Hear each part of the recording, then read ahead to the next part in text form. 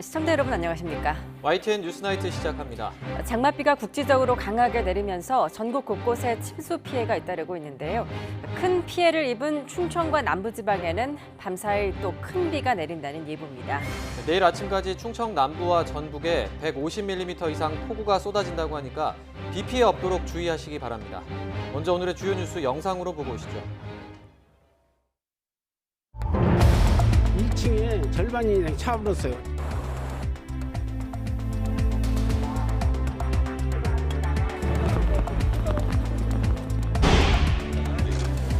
주택임대차보호법 일부 개정 법률안 대안은 가결되었음을 선포합니다.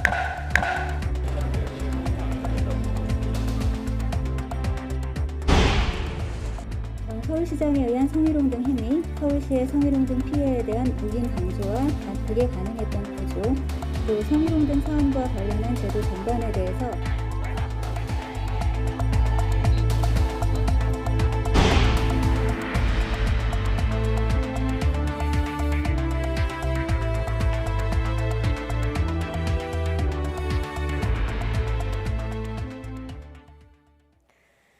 이틀 동안 300mm 가까운 폭우가 쏟아진 대전에서는 아파트가 침수돼 주민 1명이 숨졌고 또 100여 명이 고립됐다가 구조됐습니다. 물바다로 변한 아파트 두 곳에서 차량 수백 대가 물에 잠기는 등 큰 피해가 났습니다. 이상곤 기자입니다. 아파트 지상 주차장이 온통 누런 흙탕물에 잠겼습니다. 주차된 차들은 윗부분만 간신히 보이고 빗물은 아파트 출입구 안쪽까지 들이쳤습니다.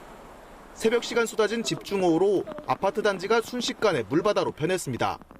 나와서 보니까 물이 점점 막 차오르고 있어요.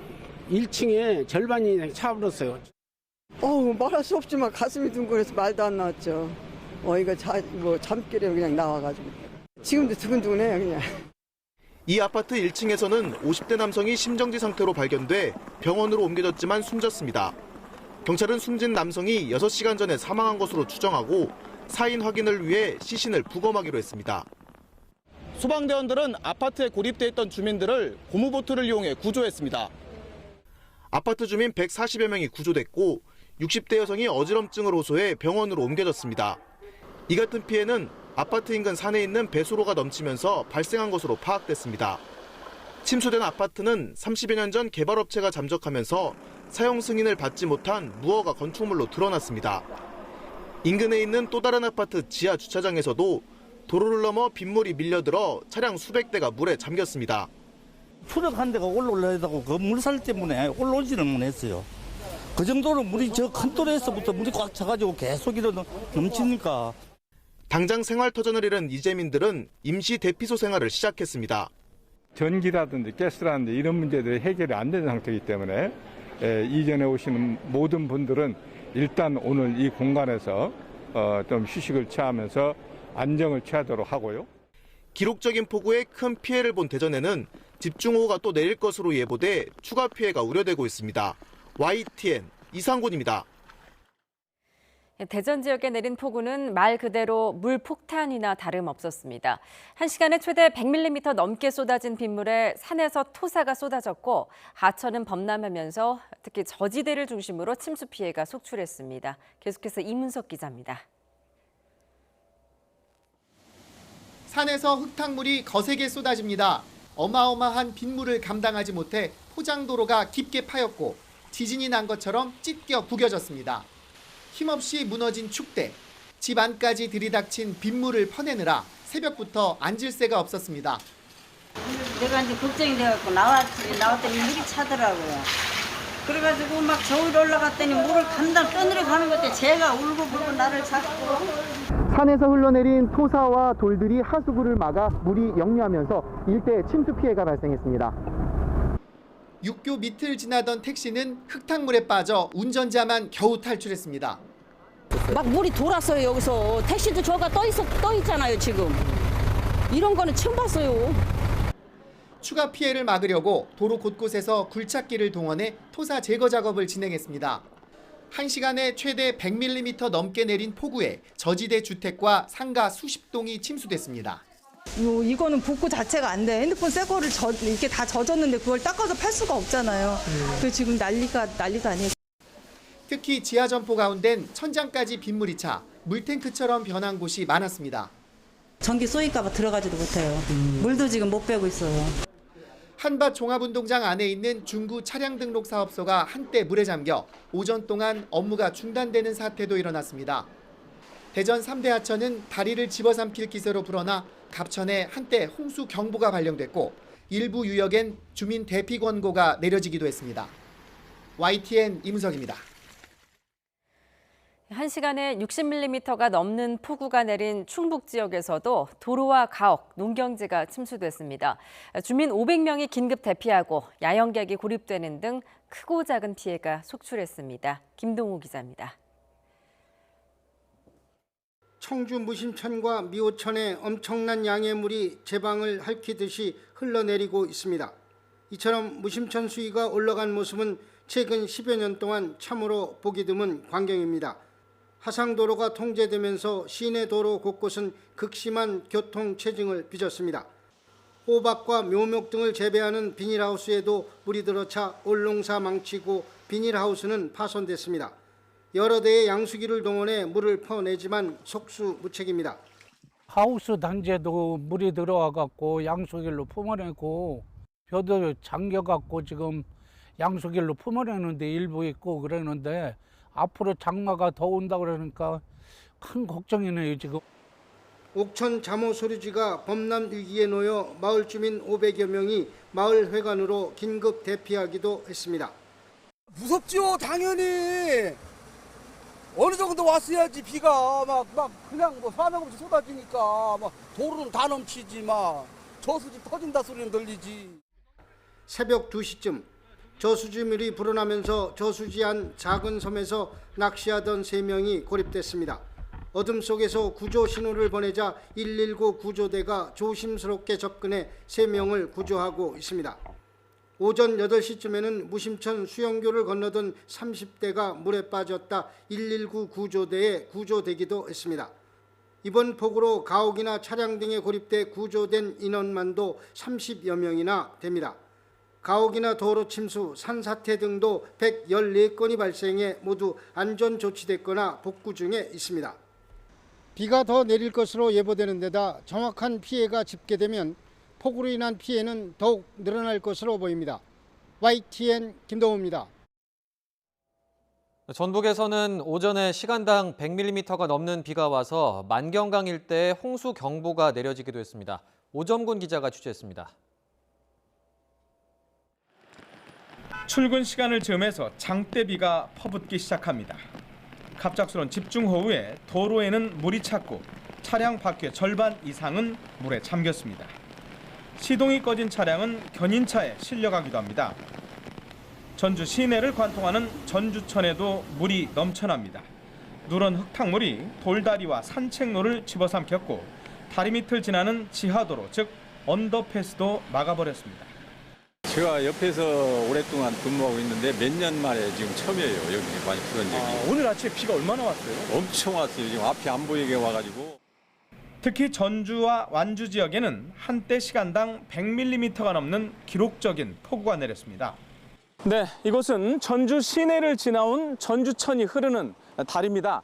이쪽으로 계속 가게 되면은 만경강 쪽을 만나게 되는데요. 지금 전주와 완주 지역에 너무나 많은 비가 한꺼번에 내리면서 이 다리를 포함해서 일부 교량에는 홍수주의보, 경보가 발효되어 있습니다. 만경강을 가로지르는 삼례교 부근은 홍수주의보가 내려졌다가 50분 만에 홍수경보로 격상되게 됐습니다. 몇십 년 만에 온 것 같아요. 비가 이렇게? 예. 홍수주의보 났다는 얘기 들으셨어요? 예. 어디서 들으셨어요? 예, 우리 딸한테 문자가 왔다고.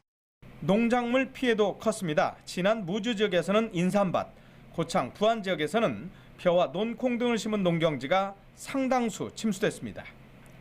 비가 거의 그친 이후에는 전주 평화동 도로 한복판에 커다란 싱크홀이 생겨서 긴급 복구 작업이 진행됐습니다. 또한 익산 장수간 고속도로 완주 분기점 부근, 그리고 대전 통영 간 고속도로 무주 나들목 부근에서는 토사가 유출돼서 차량 통행이 제한되게 됐습니다. YTN 오정곤입니다. 그런데 비 피해를 입은 충청과 전북 지방에 밤사이에 돌풍을 동반한 호우가 또 내릴 것으로 예보돼서 주의하셔야겠습니다. 김수현 캐스터가 날씨 전망 전해드립니다. 내일도 충청 이남을 중심으로 비가 내리다가 아침에 대부분 그치겠습니다. 이번에도 충청과 호남에는 시간당 50mm가 넘는 매우 강한 비가 쏟아지겠습니다. 순식간에 많은 비가 내리면서 추가 피해가 우려됩니다. 계속해서 대비 잘해주시기 바랍니다. 비가 그친 뒤 찜통더위가 기승을 부립니다. 영동과 영남, 전남과 제주도에 폭염주의보가 내려진 가운데 서울 낮 기온이 29도, 강릉 33도, 대구 34도까지 오르며 무척 덥겠습니다. 예상되는 비의 양은 충청과 호남에 150mm 안팎, 영남에 최고 80mm, 경기 남부에는 5에서 30mm가 되겠고 수도권과 충청, 남부 내륙에 오후부터 밤사이 소나기가 지나겠습니다. 내일 아침 기온 25도 안팎으로 열대야가 나타나거나 비슷한 수준을 보이는 곳이 많겠습니다. 서울 24도, 강릉 25도, 대전 24도, 부산 23도, 제주도 25도로 예상됩니다. 낮 기온은 오늘보다 1도에서 8도가량 높겠습니다. 서울 29도, 대전 29도, 광주 31도, 포항 33도로 예상됩니다. 장마 전선이 북쪽을 오르내리면서 중부지방은 다음 주까지 장마가 계속될 전망입니다. 날씨 정보였습니다. 전월세 상한제와 계약갱신 청구권 도입을 골자로 한 임대차 보호법이 오늘 국회 본회의를 통과했습니다. 더불어민주당은 상임위 통과 때와 마찬가지로 속전속결로 법안을 처리했고 미래통합당은 여당의 일방적인 강행 처리에 강하게 반발했습니다. 최민기 기자가 보도합니다. 격렬한 여야 대치 끝에 임대차 보호법이 속전속결로 본회의를 통과했습니다. 주택임대차보호법 일부 개정 법률안 대안은 가결되었음을 선포합니다. 이번에 통과된 주택임대차 보호법 개정안은 세입자 보호를 한층 더 강화했습니다. 기존 2년 계약이 끝난 뒤에도 세입자가 원할 경우 추가로 2년 더 계약을 연장할 수 있도록 한 겁니다. 또 임대료 상승폭도 직전 계약 임대료의 5% 내에서 상한을 정하도록 한 것이 주요 내용입니다. 개정안은 법안 공포 뒤 바로 효력이 발생하고 법 시행 전에 체결된 임대차 계약에도 소급 적용됩니다. 함께 통과된 상가건물 임대차 보호법에는 보증금의 기준을 심의하기 위한 위원회를 법무부에 신설하고 임대차 분쟁조정위원회를 확대하는 등의 조치가 포함됐습니다. 두 법안 모두 참석한 의원 187명 가운데 186명의 압도적인 찬성으로 통과됐습니다. 미래통합당 의원들은 여당의 법안 강행 처리를 비판하며 표결에 참여하지 않았습니다. 통합당은 표결에 앞서 진행된 반대 토론에서 민주당의 일방적 회의 운영으로 법안들이 상임위원회에서 제대로 논의조차 되지 못했다며 절차적 문제를 제기했습니다. 이렇게 우리나라 1,000만 인구의 삶을 좌지우지하는 법을 만들 때는 최소한, 최대한 우리가 생각하지 못한 문제가 무엇인지 점검해야 합니다. 그러라고 상임위원회의 축소 심의 과정이 있는 겁니다. 제1야당으로서 번번이 속수무책 밀리는 상황을 맞으면서도 통합당은 이렇다 할 대응책을 찾지 못하고 있습니다. 국민에게 직접 호소하겠다며 장외투쟁 카드도 만지작거리고 있지만 20대 국회에서 효과를 보지 못한 전략이라 선뜻 꺼내들기는 쉽지 않습니다. 우리나라의 국민들 수준도 옛날하고 완전히 달라졌기 때문에 그냥 무조건 국회의원들이 밖으로 튀어나가서 무슨 장애투쟁을 한다고 그 자체가 그렇게 능사가 아니에요. 민주당은 내친 김에 다음 주 전월세 신고제 관련 법안 등 부동산 입법을 매듭 짓겠다는 방침입니다. 심리가 크게 영향을 미치는 주택시장의 안정을 위해서는 정부의 강력한 정책 의지를 시장에 전달해야 합니다. 정부 여당의 강력한 의지를 발판으로 부동산 정책엔 더욱 속도가 붙을 것으로 보입니다. 하지만 거대 여당의 독주와 제1야당의 무력으로 충분한 심의도 거치지 않은 채 입법이 이루어졌다는 비판은 피하기 어려워 보입니다. YTN 최민기입니다. 정의당 심상정 대표는 상무위원회에서 부동산 법안을 강행 처리한 더불어민주당을 향해 오로지 정부안 통과만을 목적으로 한 전형적인 통법부의 모습이라고 비판했습니다. 그러면서 요식적인 토론으로 사실상의 심의 과정이 생략됐고 오로지 민주당이 원하는 법안만 골라 다뤄졌다고 지적했습니다. 통합당을 향해서는 반대와 퇴장 말고는 아무것도 할 수 없는 무능하고 무책임한 야당이라며 장외투쟁과 같은 무리수를 두지 않기 바란다고 말했습니다. 국회를 통과한 임대차 관련 법안 시행을 앞두고 이미 시장에서는 전셋값이 크게 오르는 등 부작용이 나타나고 있습니다. 기존 세입자의 주거 안정성을 찾겠다는 취지지만 새로 전세를 구하려는 사람에게는 오히려 더 높은 장벽이 될 수 있다는 우려가 나오는 이유입니다. 김현우 기자입니다. 계약갱신 청구권 도입으로 기존 계약 2년에 추가로 2년 연장을 보장하는 이른바 4년 전세가 가능해졌습니다. 특히 기존 세입자들도 소급 적용이 가능해 주거 안정 효과가 있을 것이라는 게 정부의 판단입니다. 지난 1989년 임대차 보호법 개정 당시 소급 적용을 하지 않아 전세값이 급등한 전례를 염두에 둔 것으로 풀이됩니다. 단기적이긴 하지만 한 4개월 동안 약 19%의 임대료가 임대인들의 우선 인상 시도에 의해서 실제 올랐던 그런 경험들이 있습니다. 전세 기간도 연장할 수 있고 임대료 상승폭도 직전 계약의 5% 이내로 제한되면서 세입자들에게 유리한 제도로 평가됩니다. 예를 들어 전세 5억 원에 살고 있는 세입자는 만료 시점에 2년 더 계약할 수 있고 집주인은 재계약 때 전세 보증금을 5%, 즉 2,500만 원 이상 올리지 못합니다. 하지만 법 시행에 앞서 미리 임대료를 올리거나 매물을 거둬들이는 경우가 많아지면서 공급 부족 속에 전세값은 상승세를 이어갔습니다. 이번 주 서울 전세값은 전주보다 0.14% 올라 57주 연속 상승했습니다. 거주 요건이 강화되면서 자기 집에 입주하는 집주인들이 늘어난 데다가 임대차 3법 도입을 앞두고 전세를 미리 올리는 경향도 반영이 된 것으로 분석이 됩니다. 전월세 상한제와 계약갱신 청구권이 신혼부부 등 신규 진입자에게는 집 구하기가 더 어려워질 수도 있습니다. 전세값 부담을 줄인 기존 계약자들이 눌러앉게 되면서 매물이 부족하고 이로 인해 가격도 오를 수 있기 때문입니다. 시장의 전세 매물 자체가 많지 않고 또 서울은 내년에 입주 물량이 줄어들 것으로 예상되기 때문에 중장기적으로는 4년 갱신 기간이 끝났을 때 임대료가 다시 오른다든지 장기적으로는 임대 주거 서비스의 질이 낮아지거나 특히 일부 전문가들은 전세 임대를 월세나 반전세로 돌리는 수요도 예상돼 오히려 주거비가 올라갈 가능성도 배제할 수 없다고 전망합니다. 이 때문에 민간 공급 축소에 대비해 공공 공급책 확대와 임대인 맞춤형 지원 등 규제와 병행할 보완책도 조속히 마련할 필요가 있다는 지적이 나오고 있습니다. YTN 김현우입니다.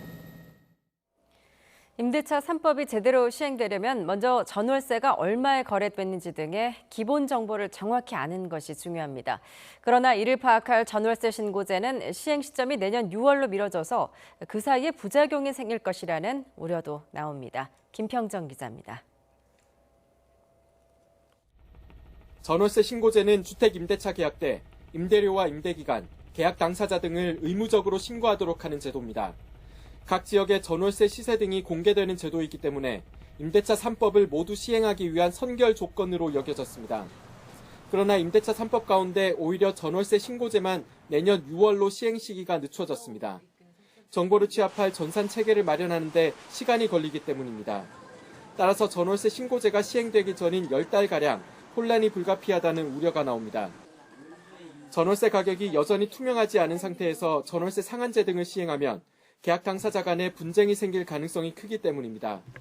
예를 들어 집주인이 실거주하겠다며 계약 연장을 거부해도 세입자는 사실인지 확인할 방법이 현재는 없습니다. 계약 현장에서는 혼란스러운 모습이 나타날 것 같습니다. 종전에 임대차 계약이 존재하는 경우에 집주인이 본인이 직접 거주를 한다고 하면서 새로운 임차인을 찾아서 높은 임대료로 계약을 체결할 수도 있고, 이에 대해 국토교통부는 계약갱신 청구권과 전월세 상한제는 이미 정보가 있는 기존 계약에 적용하는 제도이기 때문에 전월세 신고제와 직접적인 관련은 없다는 입장입니다. 제도가 시행이 되기 전에 전월세 가격을 올리려고 하는 그런 움직임 때문인데요. 이 제도가 통과가 되게 되면은 기존의 계약에도 적용이 되기 때문에 시장의 안정세는 확실하게 되찾을 것이라고 봅니다. 이와 함께 전월세 신고제 실무를 맡을 지자체들이 업무 부담이 가중될 우려도 제기했지만 법안 심사 과정에서는 반영되지 않았습니다. YTN 김평정입니다. 정부가 수도권 주택 공급 방안 가운데 하나로 태릉 골프장 활용 방안을 유력하게 검토하자 해당 지역구 여당 의원들이 신중한 검토를 촉구했습니다. 더불어민주당 고용진 의원은 자신의 SNS에 태릉 골프장은 분명 보존 가치가 있는 땅이라며 관계부처의 무리한 추진에 강한 우려를 표하고 신중한 검토를 촉구하는 내용의 글을 올렸습니다. 고 의원과 함께 노원구의 지역구를 둔 더불어민주당 우원식 의원과 김성환 의원도 이번 글을 SNS에 공유했습니다. 서울 서초구가 SH공사가 제출한 한국교육개발원 부지 일대 토지거래 허가 신청을 불허했습니다. 이 부지는 78% 정도가 그린벨트 개발 제한 구역으로 지정된 곳으로 SH공사는 이 땅 매입 뒤 주택을 조성할 계획이었습니다. 서초구는 불허 배경으로 그린벨트 보존이라는 서울시의 일관된 정책 방향에 맞지 않는다고 지적했습니다. 이른바 7말 8초 본격적인 여름 휴가철이 다가왔습니다. 야외는 실내보다 코로나19 감염 우려가 덜할 거라고 생각하기 쉬운데요. 강원도 홍천 캠핑장에서 6가족이 함께 캠핑을 즐기다가 코로나19의 무더기로 감염됐습니다. 송세혁 기자가 보도합니다. 강원도 홍천에 있는 한 캠핑장. 인터넷 동호회를 통해 알게 된 6가족 18명이 이곳에서 지난 24일부터 2박 3일 동안 함께 캠핑을 즐겼습니다. 이 가운데 경기도 성남에 사는 2가족 4명과 강원도 속초에 사는 부부까지 3가족 6명이 확진 판정을 받았습니다. 그동안 야외라서 실내보다 코로나19 감염 우려가 덜한 것으로 여겨졌던 캠핑장에서 집단 감염이 일어난 겁니다. 나머지 캠핑객에 대해서도 코로나19 검사가 진행 중이어서 확진자가 더 늘어날 가능성도 있습니다. 이들은 캠핑하는 동안 함께 밥이나 음료를 먹고 대화를 나눌 때 마스크를 끼지 않은 것으로 확인됐습니다. 2m 이상 거리 두기 역시 제대로 지키지 않았습니다. 여름 휴가지에서 계속 강조드린 대로 야외라 하더라도 거리 두기 또 3밀의 환경이 충분히 발생할 수 있고 그 경우에는 마스크 착용이 반드시 필요하다는 점을 그래서 강조드린 상황입니다. 방역당국은 지난 5월 황금 연휴에 이어 이번 여름 휴가철이 또다시 중대고비가 될 것으로 보고 있습니다. 되도록 집에 있는 게 좋지만 휴가를 떠나게 된다면 가족끼리만 여행할 것을 당부했습니다. 또 밀집, 밀폐된 시설이나 여행지는 방문을 자제하고 마스크 착용과 2m 이상 거리 두기도 꼭 지켜달라고 거듭 강조했습니다. YTN 송세혁입니다. 네, 조금 전에 들어온 속보가 있어서 전해드리겠습니다. 트럼프 미국 대통령이 코로나19의 두려움을 이유로 올해 11월로 예정이 돼 있는 미국 대선을 연기하자고 제안을 했다는 내용이 현지 언론 보도 AFP 통신의 보도로 지금 속보가 들어와 있습니다. 트럼프 미국 대통령이 코로나19 때문에 미국 대선 올해 11월로 예정돼 있는 미국 대선을 미루자는 제안을 트위터를 통해서 했다는 이 소식이 AFP 통신을 통해서 보도가 됐다는 내용이 속보로 들어와 있습니다. 혹시 추가로 더 들어오는 내용이 있으면 저희가 다시 한번 정리해서 전해드리도록 하겠습니다. 네, 다음 소식입니다. 대중교통을 이용할 때 마스크를 쓰지 않으면 과태료를 부과할 수 있는 법안이 국회 보건복지위원회를 통과했습니다. 해당 법안은 버스와 열차 등 감염병 전파가 우려되는 운송수단이나 장소를 이용할 때 마스크 착용 등 방역 지침을 따르지 않으면 10만 원 이하의 과태료를 부과하도록 했습니다. 이 법안은 다음 달 4일 국회 본회의에서 처리될 예정입니다. 신천지 이만희 총회장의 구속 여부가 내일 결정됩니다. 이만희 총회장은 코로나19 방역 활동을 방해하고 교회 헌금을 빼돌린 혐의를 받고 있는데요. 경찰은 이만희 총회장의 아내 계좌 48개로 헌금 32억 원이 흘러들어간 정황을 포착했습니다. 신준명 기자입니다. 코로나19 방역 활동 방해와 교회 자금 횡령 혐의를 받는 신천지 이만희 총회장. 신천지 2인자로 불리며 이 총회장과 내연 관계였다는 김남희 씨는 지난해 3월 헌금 횡령 혐의로 이 총회장과 교회 관계자들을 고발했습니다. 경기 과천경찰서는 이 총회장의 아내 유천순 씨가 가족 행사비 등 생활비 명목으로 사용한 개인 명의 계좌 48개를 분석했습니다. 그 결과 지난 2015년 9월부터 8개월가량 교회 명의 계좌 129개에서 헌금이 입금된 것으로 조사됐습니다. 경찰이 파악한 횡령 금액만 32억 원. 교회 관계자들은 차명 계좌를 개설하고 해지하는 수법을 반복하며 자금 세탁을 한 것으로 드러났습니다. 경찰은 지난달 횡령 혐의를 적용해 이 총회장과 교회 관계자 3명을 기소 의견으로 검찰에 송치했습니다.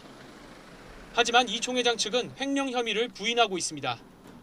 이 총회장 측은 경찰 조사에서 교인들이 용돈하라고 준 돈을 교회 명의 계좌에 입금해 두었던 것이라며 내 돈을 내가 꺼내 쓴 거라 문제없다고 주장한 것으로 알려졌습니다. 이 총회장의 주장대로 교인들이 준 용돈이라면 개인 간 증여라 액수에 따라 증여세를 내야 합니다. 조사관 200여 명을 투입해 신천지에 대한 세무조사를 벌이고 있는 국세청도 이를 용돈으로 볼 수 있는지 등을 들여다보고 있는 것으로 전해졌습니다. YTN 신준명입니다. 코로나19 여파로 수업을 제대로 받지 못했다며 학교 측에 등록금을 돌려달라는 대학생들의 요구가 이어지고 있는데요. 교육부가 등록금을 반환해주는 대학에는 1,000억 원을 지원하기로 했습니다. 김종균 기자입니다. 교육부가 특별장학금을 지급하거나 2학기 등록금을 감액하는 대학에 1,000억 원을 지원합니다. 대학 원격 강의를 긴급 지원한다는 명목이지만 사실상 1학기 등록금을 반환하는 대학에 주는 예산입니다. 다만 누적 적립금이 1,000억 원 이상인 대학은 재정이 넉넉하다고 보고 지원 대상에서 제외했습니다. 대학교육연구소에 따르면 누적 적립금이 1,000억 원 이상인 사립대는 홍익대, 연세대, 이화여대 등 20곳에 이릅니다. 예산은 특별장학금 등 실질적 자구노력 금액에 비례해 배분합니다. 또 대학의 규모와 지역, 적립금에 가중치를 적용합니다. 대학 규모가 작을수록 비수도권 대학일수록 적립금이 적을수록 지원 규모가 커집니다. 하지만 학생들의 기대치를 채워줄 수 있을지는 미지수입니다. 지원금 1,000억 원 규모로는 대학별로 최대 4억 원 정도 돌아가는데 학생 등록금의 10%에도 미치지 못합니다. 현재 전국 대학 학생의 네트워크는 각 대학과 교육부를 상대로 전체 등록금의 4분의 1을 돌려달라는 소송을 진행 중입니다. 실제 반환 소송 관련해서는 4분의 1, 25% 정도의 반환을 이제 법적으로 돌려달라고 하고 있는 상황인데 각 학교에서는 8점 몇 퍼센트, 10% 정도로만 반환을 발표하고 있는 상황이라서 학생들이 요구했던 바와는 좀 거리가 있다 이렇게 보고 있습니다. 국내외 코로나19 감염이 계속되는 상황에서 2학기에도 100% 대면 강의는 어려울 전망입니다. 학생들은 2학기 등록금 대책도 별도로 요구하고 있어 등록금 반환 논란은 계속될 것으로 보입니다. YTN 김유길입니다. 고 박원순 전 서울시장과 관련된 의혹을 국가인권위원회가 직권조사하기로 했습니다. 박 전 시장의 성추행과 이를 서울시가 묵인했는지 등을 조사하게 되는데 별도의 조사팀이 꾸려집니다. 부장원 기자입니다. 국가인권위원회가 직권조사를 결정했습니다. 지난 28일 고 박원순 전 서울시장을 고소했던 피해자 측이 진상규명을 요청한 지 이틀 만입니다. 인권위원장과 상임위원 3명 모두 만장일치로 직권조사 안건을 통과시켰습니다. 이번 사안을 전담할 별도 직권조사팀을 꾸려 고 박 전 시장 관련 의혹 전반을 종합적으로 살핀다는 방침입니다. 피해자 측과 지속적으로 소통하던 중에 피해자가 7월 28일 저희 위원회에 직권조사를 요청해서 오늘 직권조사를 결정을 했습니다. 인권위는 별도로 직권조사팀을 꾸려서 직권조사를 실시할 계획이고요. 특정 피해 사실에 대한 진정을 받아 조사하는 진정조사와 달리 직권조사는 피해 사실은 물론 문제를 야기한 구조 등 폭넓은 범위까지 조사할 수 있습니다. 최종 조사 결과가 나오기까지는 상당한 시간이 걸릴 것으로 인권위는 보고 있습니다. 따라서 조사 기한은 정하지 않았습니다. 전 서울시장에 의한 성희롱 등 행위, 서울시의 성희롱 등 피해에 대한 묵인 방조와 그게 가능했던 구조, 또 성희롱 등 사안과 관련한 제도 전반에 대해서 종합적으로 조사하고 개선 방안을 검토할 예정입니다. 그러나 경찰이나 검찰 수와 달리 인권위 조사에 강제력이 없다는 한계는 여전합니다. 박원순 관련 의혹 전담팀까지 꾸린 인권위가 과연 실체적 진실을 어디까지 밝혀낼 수 있을지 시선이 쏠립니다. YTN 부장원입니다. 고 박원순 전 서울시장 휴대전화의 포렌식을 멈춰달라는 박 전 시장 유족의 요청을 법원이 받아들였습니다. 서울 북부지방법원은 지난 24일 박 전 시장 유족 측이 낸 휴대전화 포렌식 집행정지 신청을 받아들였습니다. 유족 측은 애초 포렌식을 위한 압수수색 허용도 위법했다며 법원의 불복 절차인 준항고도 함께 냈는데 이 사건에 대한 판단이 내려지기 전까지 포렌식 작업은 모두 정지됩니다. 이른바 검언유착 의혹 사건의 당사자인 한동훈 검사장과 해당 사건을 맡은 수사팀장 정진웅 부장검사의 몸싸움을 두고 진실 공방이 이어지고 있습니다. 양측 모두 법적 대응에 나섰는데 당시 상황을 담은 영상이 있을지 관심입니다. 박기환 기자입니다. 압수수색 과정에서 한동훈 검사장과 몸싸움을 벌인 정진웅 부장검사는 전신 근육통을 호소하며 병원을 찾았다가 다음 날 새벽 퇴원했습니다. 한 검사장도 육탄전을 동반한 압수수색 절차가 모두 끝난 뒤 곧바로 병원을 찾은 건 마찬가지였습니다. 한 검사장은 폭행을 이유로 정 부장검사의 수사 배제를 요구했지만 정 부장검사는 통근 치료를 받으며 수사를 계속 지휘하겠다는 의지를 드러냈습니다. 현직 검찰 간부 사이에 벌어진 육탄전 원인을 두고 진실 공방도 이어졌습니다. 한 검사장 측은 휴대전화 사용 허가를 받은 뒤 통화하려고 비밀번호를 푸는 과정에서 일방적으로 폭행당했다고 주장하지만 정 부장검사는 증거인멸이 우려된다고 판단해 한 검사장을 제지하다 넘어진 것이라며 폭행은 없었다는 입장입니다. 문제는 사건 현장에 CCTV가 없는 데다 목격자인 검사와 수사관, 법무연수원 직원도 서로 입장이 갈릴 수밖에 없다는 점입니다. 양측이 현장에서 촬영한 영상이 핵심 증거로 지목됐지만 영상 존재 여부에 대해서도 입장이 엇갈리고 있습니다. 한 검사장 측은 몸싸움이 벌어진 이후 직원들이 사무실에서 촬영한 영상만 갖고 있다며 검찰 수사관은 처음부터 모든 과정을 촬영해 당시 모습이 담겼을 것이라고 주장했습니다. 하지만 정작 수사팀은 몸싸움이 벌어진 장면은 촬영되지 않았다고 설명했습니다. 한 검사장 측은 정 부장검사를 독직 폭행 혐의로 서울고검에 고소하고 감찰을 요청하는 등 법적 대응에 나섰습니다. 서울중앙지검은 일단 현장 목격 진술과 영상 등을 모아 자체 진상을 파악한 뒤 서울고검에 관련 내용을 보고할 예정입니다. 이에 맞서 정 부장검사도 한 검사장을 무고와 명예훼손 혐의로 고소하겠다고 밝혀 결국 감찰과 수사를 통해 진실이 가려질 것으로 전망됩니다. 검언유착 의혹 수사를 두고 논란과 갈등이 끊이지 않는 가운데 검사 간 육탄전에 맞고소 사태로까지 번지면서 검찰의 위상이 바닥으로 떨어졌다는 자조의 목소리도 이어지고 있습니다. YTN 박규환입니다.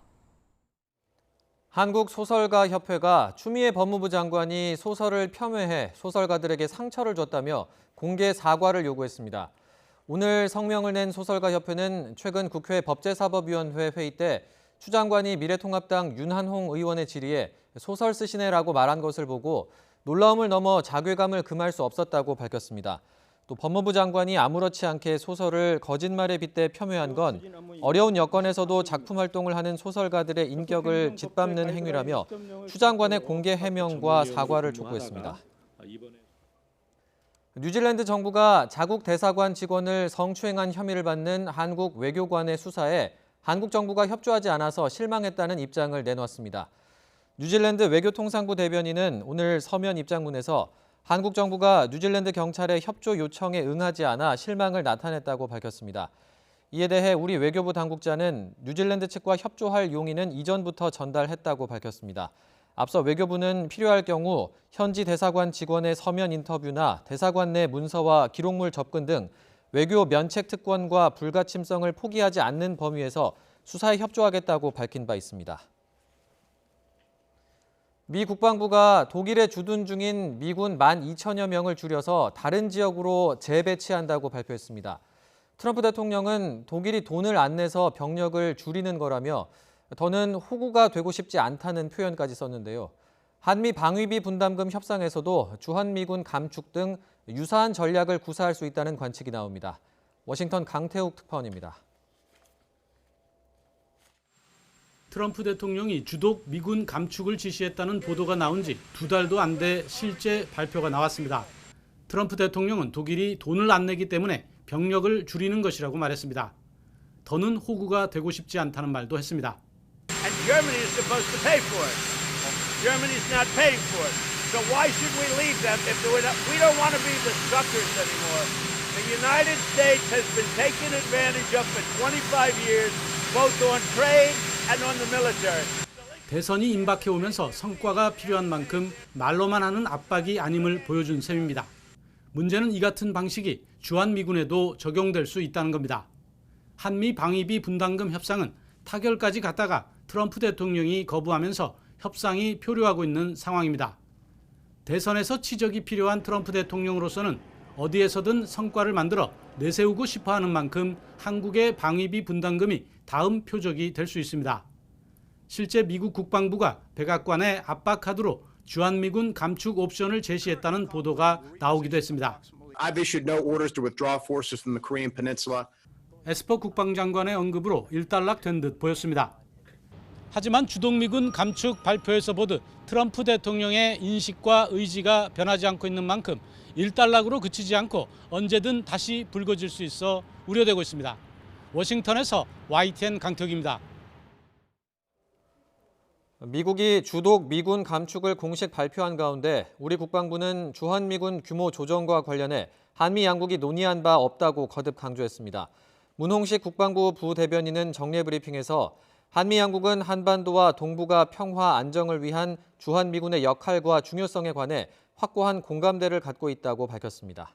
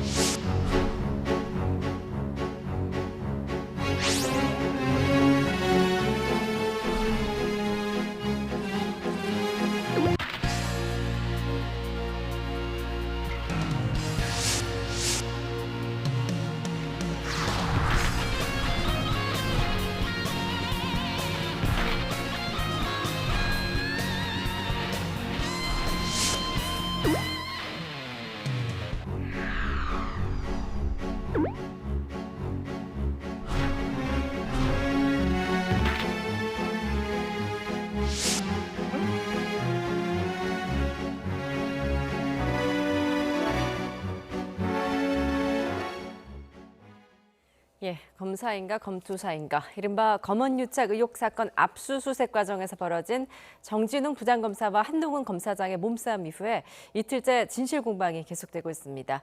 나이트 포커스 오늘은 현근택 변호사, 장성철 공감과 논쟁 정책센터 소장과 함께하겠습니다. 안녕하세요. 네, 안녕하세요. 예, 검사장과 부장검사 간의 사상 초유의 육탄전 어제 이 시간에도 저희가 전해드렸었는데 지금 이틀째 진실 공방이 계속되고 있습니다. 이 몸싸움이 벌어진 경위 또 그 이유 등을 놓고 양측의 주장이 지금 첨예하게 엇갈리고 있거든요. 어떻게 보십니까?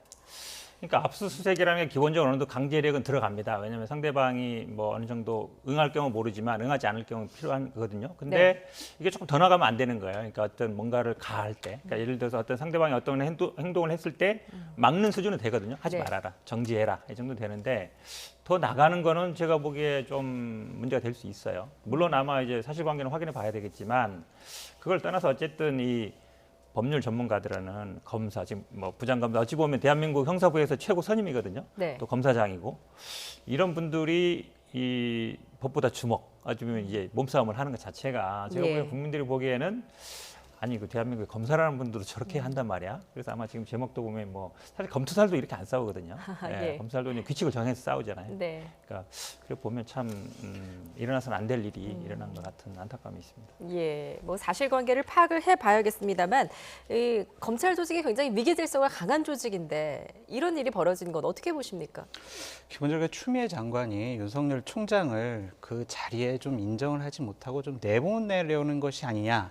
그러기 위해서 가장 측근인 한동훈 검사장을 저렇게 좀 압박해서 수사하려는 것이 아니냐라는 이 분석이 있습니다. 그렇기 때문에 추미애 장관에게 상당히 충성스러운 모습을 보이고 있는 이성윤 서울중앙지검장 그리고 그 밑에 있는 정 부장검사가 이런 좀 무리한 일을 하지 않았느냐라는 관측도 있습니다. 예.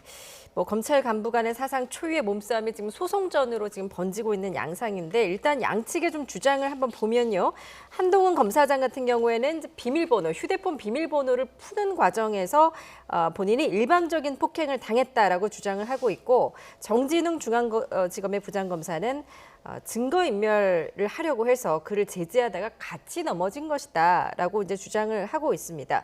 그런데 이제 한 검사장 같은 경우에는 본인이 독직 폭행을 당했다라고 주장을 했거든요. 독직 폭행이라는 게 뭡니까?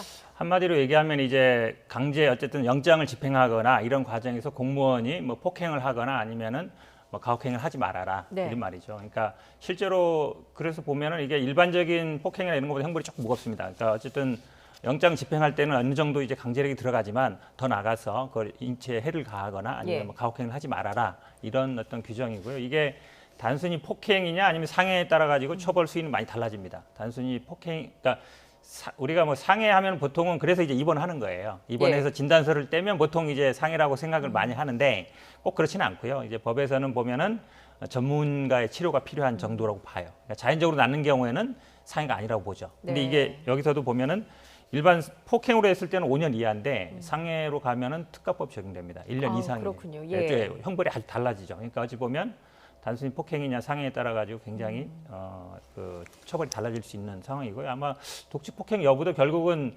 적법한 어쨌든 권한의 행사인지, 그러니까 어쨌든 어느 정도 그러니까 물리력 행사는 필요한데 그 정도인지 아니면 좀 의도적으로 그러니까 폭행이라는 상해라는 건 어느 정도 의도적인 가해를 가는 거거든요. 예. 그에 따라 좀 달라질 가능성이 있습니다. 예, 그럼 변호사님께서 보시기에 그 정 부장검사의 그 행위를 독직 폭행으로 간주할 수 있을까요? 지금 어떻게 말씀하신 보십니까? 것처럼요. 그러니까 이게 폭행이 되려면 어느 정도 그러니까 정당한 공무집행이 아니라 뭔가 자기가 뭐 이렇게 더 나아가는 그래서 네. 물리력을 가한다, 강제력을 가한다는 의미가 있어야 되는데 지금 아마 지금 양쪽 주장이 조금 다르죠. 그러니까 한 번은 자기가 이게 그거를 좀 제지하려다가 같이 넘어졌다는 거하고 어찌 보면 뭐 올라타고 강제력을 가했다는 거하고 지금 한동훈 검사장의 얘기 정도면 폭행 정도는 갈 수 있을 것 같아요. 제가 네. 보기에 아마 상해까지는 아닌 것 같은데. 근데 네. 지금 이 강 부장검사의 얘기 같은 경우에는 그냥 우연히 넘어진 거잖아요. 강제적으로 한 게 아니라. 그러면 이제 독직 폭행이 안 될 수도 있죠. 이건 아마 그렇군요. 제가 보기에는 뭐 그 꼭 그 화면이 아니더라도 예. 주변에 여러분들이 있었기 때문에 제가 보기에 아마 꼭 중앙지검 측뿐만 아니라 아마 한동훈 검사 측 사람들도 있을 가능성이 있어요. 왜냐하면 네. 이렇게 다 검사 출신이고 이러니까 사람들이 아마 알려 있을 수 있거든요. 예. 저는 아마 뭐 꼭 CCTV라든지 아니면 물증이 아니더라도 그 사람들이 다 봤을 테기 때문에 그런 예. 아마 진술로도 충분히 입증이 가능할 거고요. 일단 예, 근데 이거는 지금 변호사님께서 우연히 넘어진 거다라고 이렇게 말씀을 하셨는데 이것은 우연히 넘어진 게 아니라는 정황 증거들이 많이 있지 않습니까? 휴대폰의 비밀번호를 풀으려고 만지는 순간 탁자 위를 날아와서 내 어깨와 팔과 얼굴을 눌렀다라는 게 우연히 넘어진 건 아니잖아요. 그리고 또한 이번 영장 집행 사항도 상당히 좀 법에 맞지 않은 그런 것이 아니냐라는 것이 한동훈 검사장 측의 얘기입니다. 네. 예를 들면 변호인에게 영장 집행 장소와 일시 이런 것을 고지를 해야 되는데 급속한 일일 때는 고지를 안 해도 된다라는 거예요. 근데 그러면 그렇게 급속한 일이면 23일 날 영장을 발부받아 놓고 이렇게 일주일이나 지나서 영장을 제시하면서 압수수색을 왔다? 이거 급속한 일이라고 볼 수가 없잖아요. 고지도 안 하고 장소 이런 것도 고지도 안 했기 때문에 이것은 위법한 사항이고 정 부장검사가 좀 무리한 물리력을 행사한 것이 아니냐라는 그러한 얘기들이 많이 있습니다. 예. 제가 그렇게 얘기한 건 아니고요. 강 부장 검사 측의 주장이 그렇다는 것이고 영장 그 집행하는 거는요 사실 약간 기술적인 부분이 필요해요. 물론 오늘 받았다 해도 오늘 바로 하지는 않습니다. 왜냐하면 그 시점을 보죠. 왜냐하면 약간 이런 핸드폰이라든지 이건 항상 지니고 다니기 때문에 약간 상대방이 약간 빈틈이 있을 때 이럴 때도 합니다. 왜냐하면 자동차라든지 이런 움직이는 거기 때문에 오늘 받아도 예를 들어서 뭐 딴 데 가 있을 수도 있고 그래서 예. 시점은 그렇게 중요하진 않아요. 예, 서울중앙지검 같은 경우에는 이제 당초 한 검사장의 물리적 방해를 했다 이런 입장이었는데 그런데 이런 첫 번째 입장과는 달리 공무집행 방해는 없었다로 잠정 결론을 내린 것으로 지금 전해지고 있습니다. 이렇게 되면은 한 검사장한테 좀 무게가 실리는 건 아닙니까? 아무래도 그런 면이 있죠. 예. 왜냐하면 공무집행 방해도 마찬가지로 폭행이라든지 협박이 들어가는 건데 어쨌든 한 검사장 측에서는 이 뭐 폭행 협박 같은 건 없었다라고 아마 본 것 같아요. 그래서 그렇다 본다 그러면 약간 공무집행 방해, 그러니까 그게 사실은 그러니까 어쨌든 죄가 되는 거하고 공무집행 방해가 안 된다고 해서 네. 그러면 이 압수수색 과정에 순수한 협조한 거냐 그건 아니에요. 그러니까 공무집행을 어쨌든 하려고 하는데 예를 들어서 안 줄 수도 있고 이렇지만 한 검사장이 적극적으로 뭐 폭행 협박까지 나가지 않은 것이다. 이 정도로 보는 게 맞는 것 같습니다. 예. 중앙지검이 당시에 이제 그 폭행 당시에 영상을 좀 확인했는지도 여부도 관심인데 그런데 이 몸싸움 장면이 담긴 영상이 있느냐를 두고도 지금 양측의 입장이 엇갈리고 있어요. 그것도 상당히 좀 양측 입장이 엇갈려서 네. 웃기는 상황이 벌어졌어요. 기본적으로 한동훈 검사장 측에서는 캠코더로 계속 찍고 있었다. 그렇기 때문에 폭행 장면도 분명히 있다라고 얘기를 하는 거고 지금 중앙지검, 서울중앙지검 같은 경우에는 아니다. 녹화가 돼 있는 건 있었지만 폭행 장면은 없다라고 얘기를 하거든요. 예. 그러니까 이것도 그 캠코더를 지금 대검에서 이걸 감찰하고 있으니까 캠코더를 좀 가져다가 혹시 지워진 게 아닌지 뭐 없어졌는지 아니면 찍혀 있는데 거짓말한 건지 이런 사항들도 좀 면밀하게 조사돼야 될 것 같습니다. 예. 변호사님 보통 이런 검찰의 압수수색 과정에서 압수수색 과정에 적법했는지를 나중에 증명하기 위해서 보통 다 촬영을 맞습니다. 하지 않습니까? 그렇죠. 요즘은 뭐 수사 과정인데요. 예. 동의를 얻으면 거의 다 촬영해 놓고요. 이렇게 압수수색 과정도 촬영을 합니다. 예. 근데 이제 어느 쪽 얘기가 정확히 모르겠지만 예를 들어서 정상적으로 쭉 갔으면 아마 다 촬영했을 거예요. 그런데 아마 이게 갑작스러운 상황일 수 있거든요. 예. 그럼 이제 보통 저런 상황에는 인간이 본능적으로 가서 약간 말리게 돼 있어요. 이렇게 싸우게 되면. 그러면 아마 찍는 분도 저것까지 찍어야지 안 할 수도 있어서 저는 아마 사실은 뭐 중앙지검이 그걸 찍었는데 의도적으로 삭제하거나 그렇지는 않을 거라고 봐요. 왜냐하면 네. 이게 사실은 중요한 문제이기 때문에 저는 아마 뭐 있으면 아마 있다고 할 것 같습니다. 없는데 사실 이거를 뭐 찍어놓고서 없다고 하기는 쉽지 않거든요. 왜냐하면 본 예. 사람이 제가 보기에 한둘이 아닐 거예요. 여러 사람이 있었기 때문에 저는 뭐 찍긴 찍었을 것 같은데 그 장면이 찍혔는지 여부는 좀 더 확인해봐야 될 것 같습니다. 예. 일단 영상이 있는지 또 있다면 그것이 공개되면은 좀 제일 말끔하게 좀 이 의혹의 해소가 될 것 같은데 일단 어제 그 압수수색 대상물은 또 휴대전화가 아니라 유심칩이었잖아요. 그렇죠. 예. 그러니까 유심칩을 이렇게 휴대폰의 비밀번호를 해제할 때 유심칩을 어떻게 뭐 삭제하거나 뺄 수가 없잖아요. 예. 그러니까 지금 정 부장검사 측에서 하는 얘기가 상당히 좀 무리가 있어 보이고 기본적으로 지금 한동훈 검사장이 휴대폰을 처음 압수수색한 게 아니지 않습니까?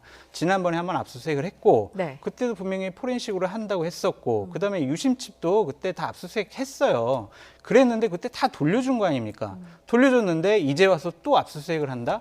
이것은요 결국에는 중앙지검이 그동안 수사를 잘못한 거다. 잘못한 거에 대한 자기 고백, 반증이 아닐까라는 생각이 듭니다. 예. 이러한 무리한 압수수색 영장을 재청구하는 거는요.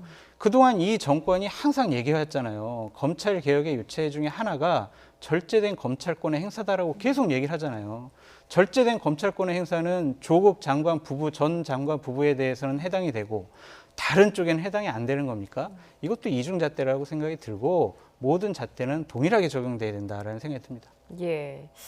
어제 뭐 6탄전까지 불사하면서 이제 유심칩을 압수를 했는데 단 3시간 만에 또 돌려줬다고 합니다. 보통 뭐 포렌식 작업 같은 거 하면 일주일 이상 소요가 되는데 뭐 유의미한 자료를 찾지 못한 걸까요? 이 부분은 어떻게 보십니까? 그게 좀 다른 것 같아요. 그러니까 네. 보통 유심칩이라는 건 아까 말씀처럼 어떤 식별 번호라든지 연락처 같은 게 기재되고요. 그래서 아마 핸드폰을 바꿀 때 보면 유심칩 바꾸잖아요. 네. 근데 유심칩하고 좀 다른 게 이제 메모리 칩이 있습니다. 거기에 보면은 이제 사진이라든지 우리가 어쨌든 영상이라든지 아니면 뭐 카카오톡 메시지라든지 이런 게 저장되거든요.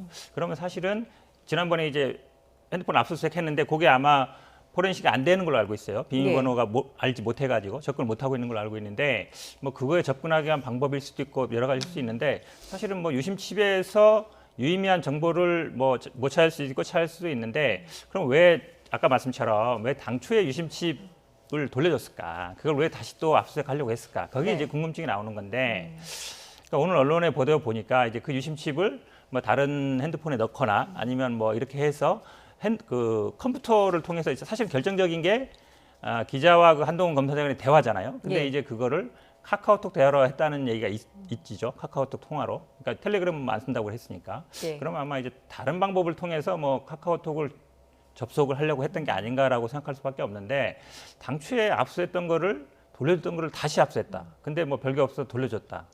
쉽게 이해하기 참 어려운 상황이죠. 그러니까 저야말로 먼지털이식 수사예요. 그러니까 기우제 수사죠. 비가 올 때까지 그냥 기도하는 것처럼 뭐가 나올 때까지 계속 수사하겠다는 거죠. 결국에는 이것은 한동훈 검사장의 어떤 혐의를 우리가 파악하고 입증하려고 수사하는 것이 아니라 정치적인 의도가 있다라고 볼 수밖에 없는 상황입니다. 예. 그것도 물론 있지만요. 사실은 물론 뭐 피의자 같은 경우는 본인의 뭐 스스로 밝힐 필요는 없어요. 근데 이 관건이 아마 지난번에 압수한 핸드폰 거의 포렌식에 물론 뭐 협조할 의무는 없죠. 근데 예. 이제 그게 제가 보기에는 안 풀리고 있기 때문에 이런 상황이 저는 좀 벌어지는 것 같습니다. 예, 그러니까 검언유착 의혹 수사팀이 좀 무리한 수사를 지금 진행하고 있다라고 입장을 내주셨는데 지금 압수수색 과정에서 이제 비밀번호 입력을 앞두고 굉장히 정 부장검사가 예민한 모습을 보인 것도 있고 또 압수수색이라는 것 자체가 이게 부장검사가 직접 가서 하지는 않잖아요. 근데 왜 이렇게 정 부장검사가 좀 무리하게 좀 했다고 그럼 보십니까? 일단 부장검사가 간 거는 제가 보기엔 약간 예우 차원이라고 봐요. 그러니까 나이는 뭐 한 5살 정도인가 밑으로 알고 있는데 연수원 기수는 위에거든요. 예. 사실은 뭐 법조계에서는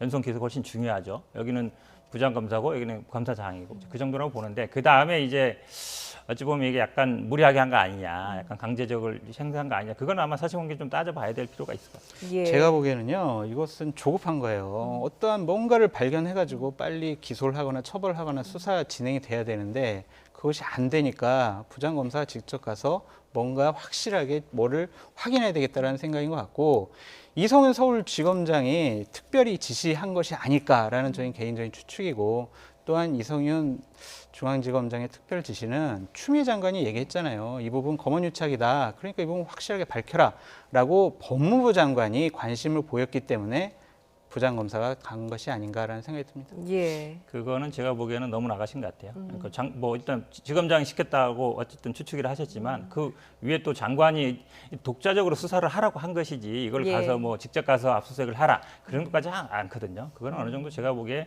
부장검사의 판단일 가능성이 더 높습니다. 예, 뭐 지금 양측 모두 좀 피해를 호소하면서 어제 병원 치료도 받았습니다. 일단 정 부장검사는 어제 입원 사진도 좀 공개를 하면서 이게 또 오히려 논란이 되고 있는 양상이거든요. 그렇습니다. 아니 저렇게 근육통 수준으로 과연 성모병원, 종합병원의 응급실을 이용할 수 있는 것이냐라는 그러한 문제 제기도 있어요. 그리고 저런 모습을 공개한 것 자체가 피해자 코스프레가 아닌가라는 생각이 듭니다.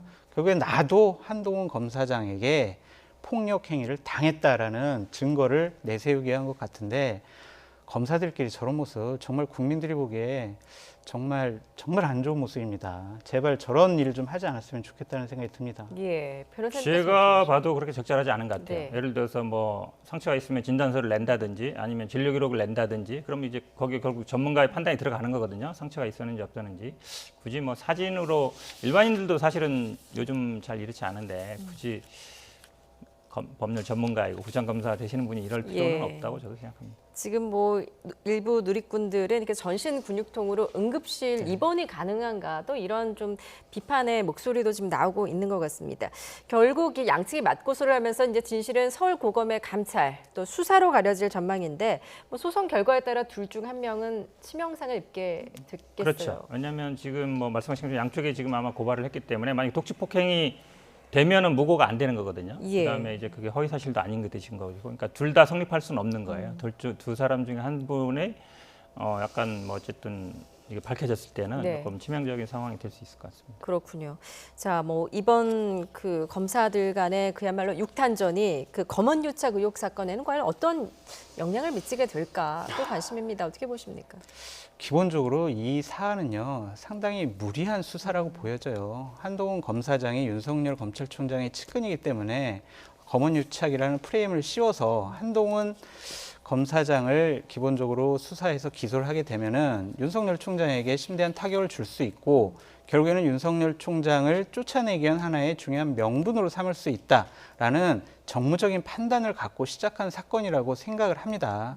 기본적으로 수사심의위원회에서도 권고를 했잖아요. 수사도 하지 말고 기소도 하지 말아라. 이거는 공모의 증거로 볼 수가 없다.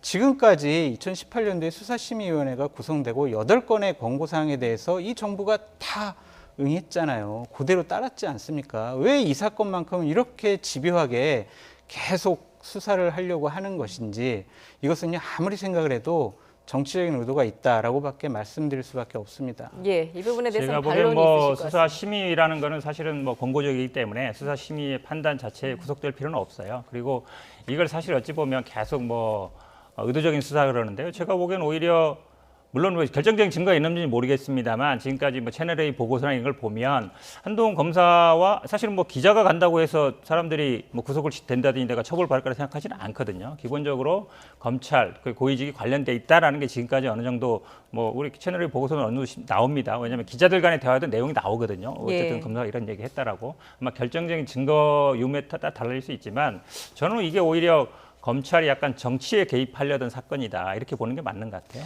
거기에서 저는 뭐 윤석열 총장도 그렇게 자유롭지 않은 것 같고요. 근데 아마 이 압수수색 과정에서 약간 무리한 일이 있었다고 해서 이 수사 자체가 처음부터 잘못됐다 이렇게 판단할 수는 없을 것 같습니다. 기본적으로 내가 원하는 결과가 나오지 않으면 수사심의위원회 권고 사항도 따르지 않아도 된다? 이런 접근은 상당히 좀 곤란하다고 생각이 듭니다. 수사심의위원회는요, 검찰 개혁의 차원에서 이 정부가, 이 정권이 기소권 남용을 방지하기 위해서 민주적 통제를 해야 된다는 차원에서 도입했잖아요. 이 부분은 250명의 수사심의위원회 위원들 중에서 랜덤으로 뽑지 않습니까? 15명을. 그런 부분에 대해서 예를 들면은 윤석열 총장이 임명하는 거잖아. 윤석열 총장이 정한 거야. 이런 식의 공격을 해대는 것 자체가 너무나 자의적인 해석이다라고 말씀드리고 싶어요. 이게 수사심의가 말씀하신 것처럼요. 기본적으로 위원들은 이제 총장이 선정하게 돼 있고요. 그다음에 일단 대검 산하에 두게 돼 있습니다. 이거를 이제 할지 말지도 이제 검찰총장이 정하는 거예요. 그러니까 왜 사실은 그냥 정상적인 수사를 본인과 뭐 관련 없으면 그냥 수사하게 되면 되는데 이거를 자꾸 뭐 수사심의에 재논의하고 이런 것들이 결국은 윤석열 총장이 약간 본인에 관련된 아니면 본인과 측근의 약간 감싸기 아니냐 이런 의혹이 있거든요. 그러니까 저는 뭐 수사는 그냥 수사하게 놔두면 됩니다. 그걸 왜 자꾸 뭐 심의를 하든지 뭐 이렇게 돌릴 필요는 없다라고 보고 있습니다. 아니 수사심의위원회도 기본적으로 이철 VIK 대표도 원했잖아요. 그리고 채널A 기자도 원했고 한동훈 검사장도 원했잖아요. 다 원해가지고 수사심의위원회를 열린 거지 윤석열 총장이 수사심의위원회 열어 이런 거 아니지 않습니까? 다 당사자들이 원한 건데 그런 식으로 말씀하시면 좀 사실관계가 오도된 거죠. 수사심의 자체 결정에 기속되는 건 아니에요. 왜냐하면 수사심의는 뭐 미국의 배심제처럼 이렇게 되는 건 아니에요. 미국은 대배심에서 기소할지 말지를 정하는 겁니다. 이건 저는 뭐 권고적이라도 법에 해놨기 때문에 사실은 우리가 참여재판도 마찬가지예요. 배심원들이 무죄라 해도 판사가 유죄 때려도 법적으로 아무 문제 없습니다. 실제로는 법을 바꾸지 않는 한은 이 제도 자체 왜 수사심의에서 하지 말라 그랬는데 했냐 이렇게까지 하는 거는 제가 보기엔 조금 현재 법 상태에서는 일단 해당이 안 된다라고 보는 게 맞습니다. 한 번만 더 말씀드릴게요. 그럼 그 전에 8번의 그럼 수사심의위원회 권고를 받아들였을 때는 왜 다 받아들였습니까? 그것은 다 여태까지 이런 좋은 제도에 대해서 결정된 것에 다 받아들여야 된다라고 이 정권이 그렇게 얘기를 했어요. 왜 이 사건에 대해서만 예외적인 그런 판단을 합니까? 정부에서 한 건 아니고요. 검찰이 판단한 건데 사실은 수사심의든 뭐 배심제든 아니면 뭐 예를 들어서 여러 가지 위원회가 많습니다. 우리 여러 위원회 많은데 그런 위원회라는 게 실질적으로 아시겠지만 이런 사건들을 한 30분 내에 서면으로 해서 판단할 수 있는 게 물론 전문가들도 있어요. 하지만 시민들도 있거든요. 그러니까 어느 정도 사실은 수사팀의 판단과 그분들의 일반적인 상식을 가진 분들의 판단은 다를 수 있는 거예요. 그러니까 참고적 효력밖에 안 주는 것이죠. 앞으로도 그런 입장 유지하시기 바랍니다. 뭐 검언유착 의혹 사건 관련 이제 검찰 수사심의의 권고를 수사팀이 수용하지 않은 것을 두고 이제 두 분의 입장이 지금 첨예하게 엇갈리고 계신데요. 어쨌든 뭐 검사들 간에 이런 육탄전이 벌어지면서 좀 수사팀이 궁지에 몰린 것은 좀 분명해 보이지 않나 싶습니다. 다음 주제로 좀 넘어가 보겠습니다. 뉴질랜드 대사관에서 근무한 우리나라 외교관의 성추행 의혹 사건, 어제 이례적으로 정상 간 통화에까지 언급되는 일이 빚어졌는데요. 뉴질랜드 외교부도 한국 정부의 대처에 실망감을 표했습니다. 대체 무슨 일이 있었던 건지 먼저 영상으로 함께 보시죠.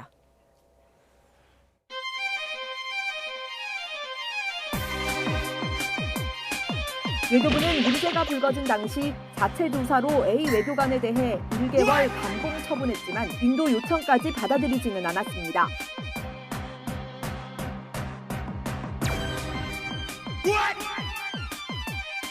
외교부가 특정인을 보호하고 있거나 그렇지는 전혀 않습니다. 그 부분 분명히 확인해 드리겠고요.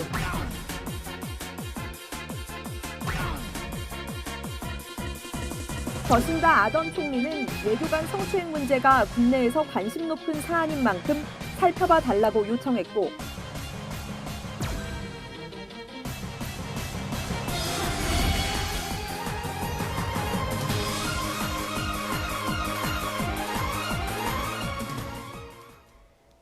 예, 우리나라 외교관의 성추행 의혹 결국 쉬쉬하다가 국제적 망신으로 이어졌다는 비판이 나오고 있습니다. 어제 정상간 통화에서 아던 뉴질랜드 총리가 불쑥 이 문제를 언급을 했는데 그만큼 뉴질랜드가 이번 사안을 좀 엄중하게 주시하고 있다 이렇게 봐야 될까요? 그렇죠. 아마 뭐 정상간에 이런 게 언급 정도면 아마 뉴질랜드에서는 굉장히 여론이 안 좋을 수 있는 것이죠. 그러니까 이런 일이 사실은 뭐 상대방도 꺼내기 쉽지 않잖아요. 왜냐하면 네. 어느 정도 뭐 장관이라든지 이런 선에서 해결할 수 있는 문제인데 저는 이게 왜 정상 간의 통화에서까지 언급되도록 뭐 장관이든지 아니면 차관이든지 아니면 뭐 대사든지 이런 데서 왜 해결을 못했을까? 왜냐하면 사실 어찌 보면 약간 국격의 문제이기도 하고요. 그런 부분에 조금 안타까움이 있습니다. 예, 일각에서는 이제 정상 간의 어떤 사전 조율 없이 이제 불쑥 성추행 이 문제를 이야기를 꺼낸 것은 좀 일각에서는 외교적 결례다라는 또 지적도 있는데요. 어떻게 그런 보십니까? 지적도 있지만 기본적으로 외교라는 것이 우리 국민을 보호하는 것 아닙니까? 만약에 뉴질랜드 외교관이 우리나라 직원을 저렇게 성추행했다라고 생각을 해보십시오. 그 우리나라 국민들의 감정은 어떻겠습니까? 우리나라 외교부 장관과 대통령은 그 피해를 당한 국민을 보호하기 위해서 무엇이든 다 해야 된다고 생각이 듭니다. 그런 차원의 문제로 봐야지 특별히 이렇게 외교적 결례다라고 지적하는 것은 좀 과한 해석 같다라는 생각이 듭니다. 예. 시청자들의 좀 이해를 돕기 위해서요. 이 사건이 일어난 3년 전으로 좀 돌아가 보겠습니다. 이 사건이 벌어진 게 2017년이었는데 뉴질랜드 한국 대사관에서 좀 어떤 일들이 있었던 건가요? 아마 2017년인 것 같습니다. 그 상대방 지금 피해자로 주장하는 분도 남성입니다. 예. 남성이었는데 아마 3차례 정도 약간 뭐 민감한 부위를 좀 만졌다 이런 얘기인 것 같고요. 그 아마 근데 이제 아시다시피 그 당시에 이제 외교관 신분 뉴질랜드에 있을 때는 뭐 고소고발해도 처벌이 안 되니까 이제 이 외교관이 2018년에 아마 이제 아시아 다른 지역으로 이렇게 온 것 같습니다. 그러니까 예. 그 이후에 이제 고소하고 그 다음에 이제 영장이 발부된 상황인 것 같습니다. 그렇군요. 그렇지만 지금 피해자와 또 이 해당 외교관이 좀 더 전혀 다른 주장을 지금 내놓고 있지 않습니까? 다른 주장을 했는데 외교부에서 조사를 했어요. 예. 가해자랑 피해자를 같이 조사했을 때는 대략 3차례 정도의 성추행이 있었다는 것은 이제 조사에 다 나와 있습니다. 그 부분들을 뭐 쭉 설명해 드리기에는 좀 부적절한 부분들이 있어서 그런데 예. 기본적으로 이 사항에 대해서 이 외교관 A 씨는 뭐라고 지속적으로 얘기를 하냐면 일관되게 친한 남자 직원에 대한 친밀함을 한 표시였다라고 얘기를 합니다. 그러니까 엉덩이 만지고 가슴 만지고 이런 것들이 과연 친한 직원에게 항상 그렇게 합니까? 이것은요, 외교부가 제대로 된 조사와 제대로 된 징계를 하지 않았다라는 비판을 받아도 마땅하다라고 말씀드리고 싶어요. 예, 당시에 이제 외교부가 자체 감사를 벌여서 1개월의 감봉 징계를 했는데 지금은 그 해당 외교관이 다른 공간으로 이동해서 근무를 하고 있다고요. 결국에는 그 해당 외교관의 주장을 외교부가 대부분 좀 수용을 했고 굉장히 솜방망이 처벌이 아니었냐라는 지적이 지금 나오고 있는데요. 말씀하신 것처럼 아무나 징계를 했다는 얘기는 그런 사실관계를 확인했을 것 같아요. 네. 왜냐하면 뭐 이렇게 둘만 있는 게 아니라 다른 사람도 있을 수 있고 지금 뉴질랜드에서 CCTV를 요구하는 거 보면 아마 CCTV 있는 자리일 수도 있거든요. 그러면 사실은 조금 이렇게 불거지기 전에 좀 해결하는 게 나았을 텐데 감봉 1개월이 어찌 보면 너무 봐주기 아니냐 이런 여론이 있었던 것 같습니다. 아마 그 당시에 거기서 해결을 했으면 해결됐을 텐데 이게 나중에 이렇게 문제가 불거지도록 외교부에서 좀 방치한 면도 있지 않은가라고 보고 있습니다. 외교부에서는 두 가지로 이렇게 좀 조사를 했어요. 네. 처음에 성 전문가를 불러가지고 자 1차, 2차, 3차 이 가해가 성희롱에 맞냐 아니냐라고 했을 때 네. 기본적으로 엉덩이 만진 부분은 성희롱이지만 두 번째, 세 번째는 성희롱이 아니다. 라고 이렇게 결론을 내려줬고 예. 그래서 추후에 진행된 성고충 심의위원회에서는 보다 좀 더 보수적으로 판단해서 1차, 2차, 3차의 가해가 모두 다 성희롱에 해당이 된다라고 해서 이 부분은 징계를 해야 된다라는 공고를 했는데 예. 외교부 감찰관실에서는 이 이유도 상당히 참 우스워요. 뭐냐면 유사 사례와의 형평성 그리고 가해자가 30여 년간 성비위가 없었다는 점 그리고 사실관계가 중요하지 않다는 점 이 세 가지를 갖고 1개월 감봉에 처했습니다. 이것은요 기본적으로 비판받아 마땅하고요. 기본적으로 뉴질랜드 경찰에서 협조를 계속 요청했거든요. 예. 제발 그 CCTV를 좀 우리가 확인을 좀 할 수 있도록 해달라라는 것과 현장 조사를 가서 우리가 어떤 일이 벌어졌는지 우리가 좀 확인하게 해달라라고 했는데 외교부에서는 지금 5개월째 관련 부분을 협의 중이다라고만 했어요. 그래서 결국에는 총리와 대통령 간의 전화 통화까지 나오게 된 상황입니다. 이 부분은 외교부가 일을 정말 잘못한 거예요. 비판받아 마땅합니다. 예. 저는 근데 이제 대사관 안에 CCTV 현장 와서 조사한다든지 아니면 이제 CCTV를 제출한다든지 그건 조금 다른 문제 같아요. 네. 대사관은 어쨌든 우리나라 영토로 들어가 우리나라 주권이 미치는 영향이거든요. 근데 물론 이제 중요한 문제죠. 중요한 문제지만 와서 현장을 조사하고 예를 들어 어떤 행위가 벌어졌을 때 그거를 CCTV를 제출해야 되느냐. 그럼 사실은 우리나라도 뉴질랜드 대사관에서 그런 일이 벌어졌을 때 뉴질랜드가 응할 거냐. 왜냐하면 외교관계라는 기본적으로 상호주의거든요. 그런 부분들이 그래서 어찌 보면 이제 외교관들한테는 뭐 면책 특권도 주고 이건 물론 해당이 안 됩니다. 네. 그 뉴질랜드에서만 해당되지 지금은 다른 데 있기 때문에. 하지만 그 안에 우리가 다른 나라의 어떤 수사권이 와서 조사하고 아니면 우리가 있는 CCTV를 제공하고 아니면 그럼 예를 들어 더 나갔을 때 예를 들어서 우리가 무슨 외교 기밀도 다루거든요. 그럼 예를 들어서 무슨 간첩 혐의라든지 이런 거 들어왔을 때도 그럼 우리가 응해야 되느냐 이런 예. 문제가 좀 있어요. 그래서 저는 아마 이 민감한 문제이긴 하지만 외교적인 문제, 우리나라의 어떤 주권의 문제 이런 것도 좀 저는 작용한다고 봅니다. 이런 부분이 있을 것 같아요. CCTV 제공 같은 경우에는 네. 그래 우리가 당신들이 와가지고 다 조사하는 거는 좀 적절하지가 않다. 그러니까 우리가 그 상황들 그때 1차, 2차, 3차 가해가 있었던 그 당시에 그 시간에 한정해가지고 우리가 이렇게 제공을 하겠다라고 협의를 했었으면 어땠을까라는 생각이 들어요. 그렇게 예. 뉴질랜드 측에 협조를 했으면은 문재인 대통령께서 이렇게 험한 일을 안 당하셨을 것 같다라는 생각이 듭니다. 예.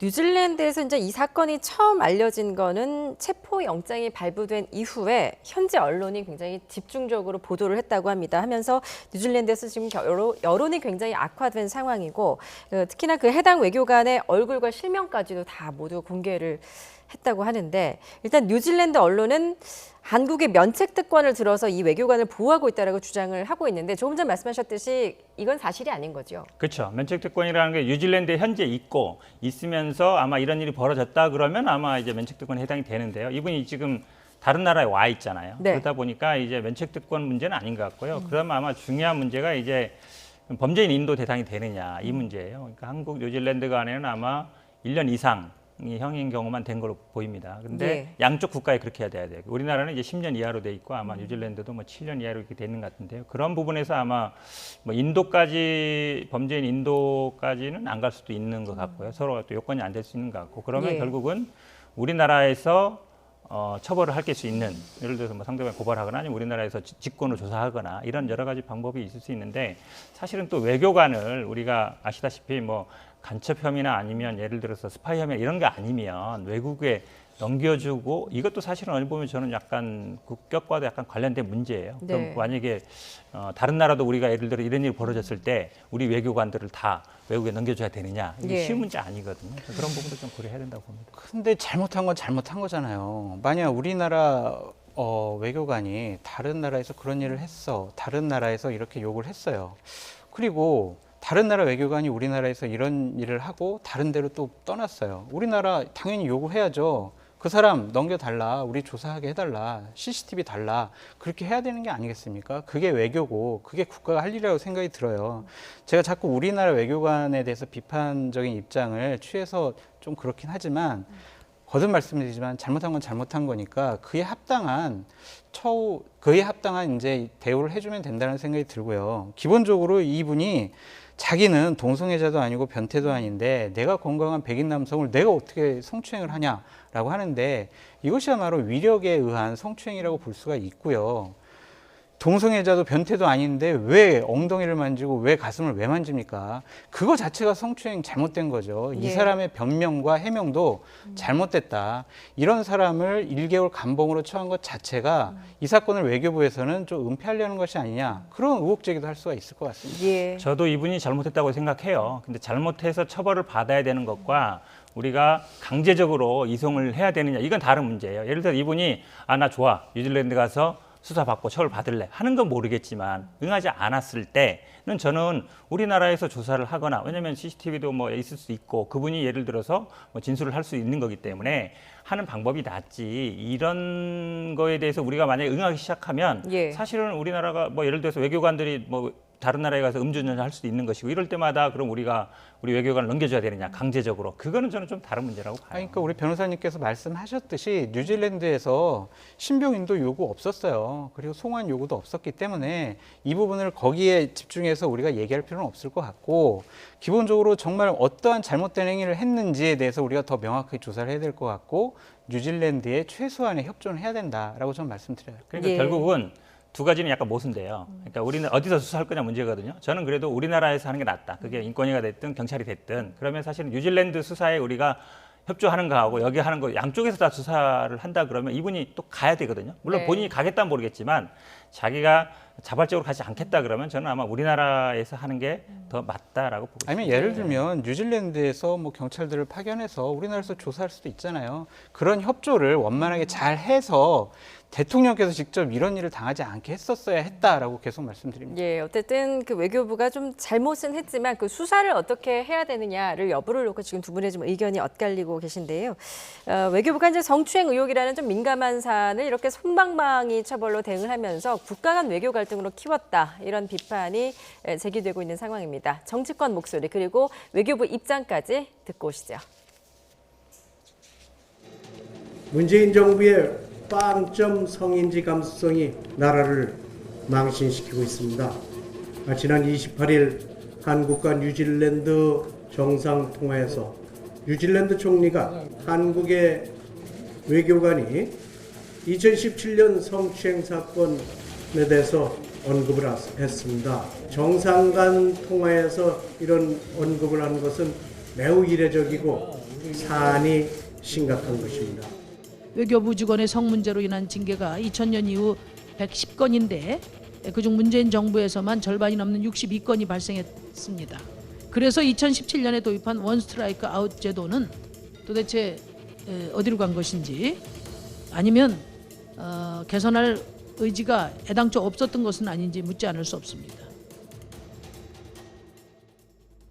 그 해당 외교관 송환해서 한국으로 송환해서 조사할 예정이 있으신지.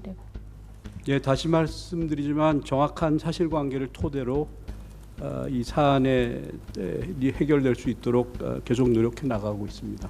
그 연관된 질문인데요. 수성 부족을 지적했는데 이번 논란을 계기로 이에 대해서 어떤 평을 내리시는지. 예, 저희 일관되게 설명드린 사항은 그 무관용 원칙입니다. 무관용 원칙은 계속 저희가 지키고 있습니다. 예, 그동안은 뭐 개인 비위 문제로 선을 긋던 외교부 이렇게 부랴부랴 좀 대응해 나선 모습인데 앞서 이제 심상정 정의당 대표가 문제 제기를 했듯이 외교부 직원의 성 문제로 인한 징계가 2000년 이후에 110건인데 이 가운데 현 정부에서만 절반이 넘는 62건이 발생을 했다.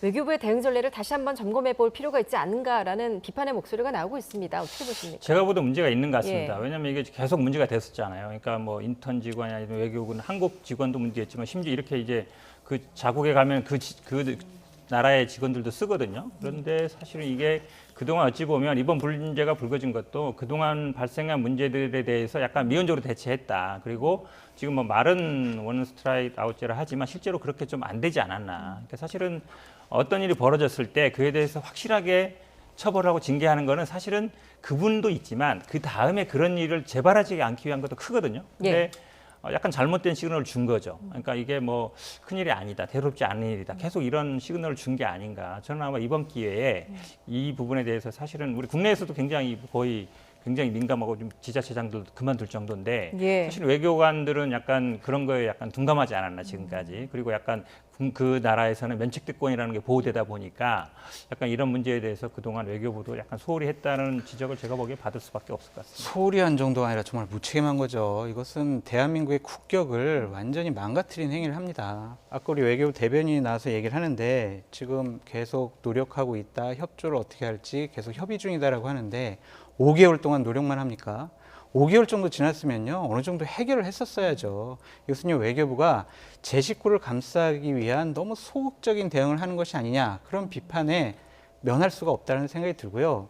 부적절한 인식이 여기서 또 나왔어요. 이러한 성범죄 의혹에 대해서 아니 만약에 도로교통법을 위반해서 이렇게 저쪽 다른 나라에서 협조해달라고 그러면 우리 협조해줘야 되느냐 이런 식으로 얘기를 했거든요. 예. 그러니까 이러한 인식 자체가 외교부가 아직도 멀었다. 전 그렇게 말씀드리고 싶습니다. 예. 자, 이런 가운데 그 해당 피해자가 이제 우리나라 인권위에 성추행 피해 진정서를 제출했다고 하는데 그러면 어떻게 이게 사건이 벌어지는 그러니까 제가 겁니까? 말씀드린 것처럼 아마 이 피해자 분도 그러니까 뉴질랜드에서 조사하는 것보다 우리나라에서 조사하는 게 나을 수 있다라고 생각하는 것 같아요. 그러니까 고소를 안 하고 인권위 한 거는 아마 사법적인 처벌도 바랄 수 있지만 사실은 인권이라는 게 사실은 그보다 폭넓게 보는 거거든요. 예. 그렇게 본다 그러면 뭐 예를 들어서 이게 그런 부분도 있는 것 같아요. 그러니까 약간 이게 약간 문화 차이도 있는데, 그러니까 사실 우리나라는 동성애에 대해서 어찌 보면 조금 엄격한 편입니다. 근데 약간 뉴질랜드는 그렇지 않거든요. 그런 부분에서 보면 약간 단순히 이게 추행 문제뿐만 아니라 그런 부분도 약간 염두에 둔 게 아닌가, 인권위 한 거는. 저는 아마 인권위 부분과 또 뭐 고소도 가능하거든요. 그러니까 예. 사실은 이게 또 우리나라에서는 뭐 친고죄가 아니기 때문에 직권으로 수사를 할 수 있어요. 저는 뭐 수사기관이 나서도 되는 문제라고 보고 있습니다. 예. 자, 뭐 양국 간의 이제 외교 문제로 비화된 뉴질랜드 외교 간의 성추행 문제까지 한번 짚어봤습니다. 오늘 두 분 말씀 여기까지 듣겠습니다. 현근택 변호사, 장성철 공감과 논쟁 정책센터 소장이었습니다. 잘 들었습니다.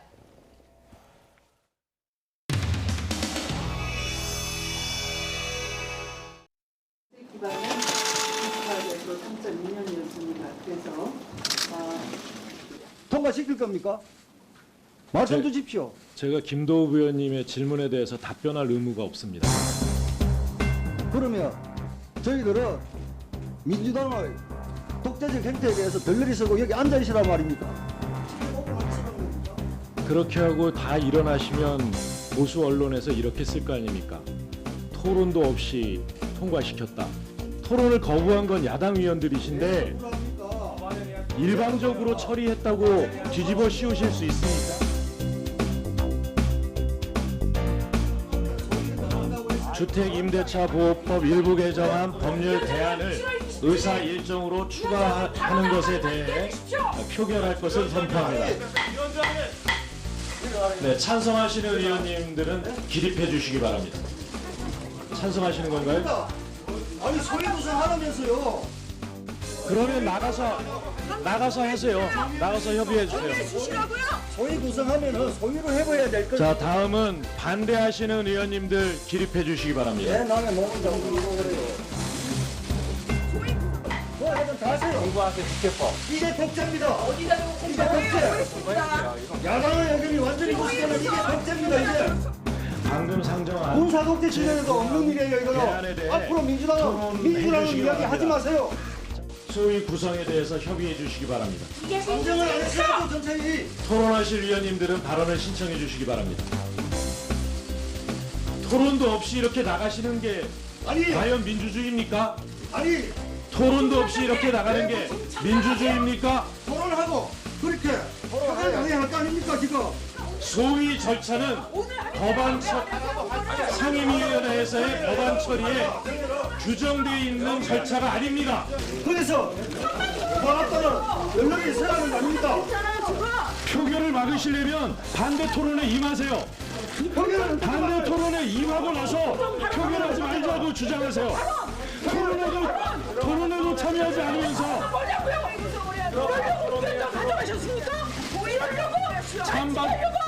찬반 토론에 임해주세요. 이러고도 민주화 세력입니까? 아, 지금 당신은 어디에 가 계신 거예요? 좀 이상한 얘기 좀 하지 마세요. 법이나 긁어보고 시작하고요. 법 따지기 전에 이틀을 따지라고. 국회법을 지켜야지 국회에 무슨 얘기하는 거예요? 속법부터 지키라고. 자, 그렇게 찬반 토론하고 나면. 찬반 토론하고 나면 의결에 들어가야 되는 건 당연한 거 아닙니까? 그렇죠. 표결할 거 아닙니까? 그걸 우리 보고 토론을 하라고요? 소수당이 반대 표결을 하는 게 들러리입니까?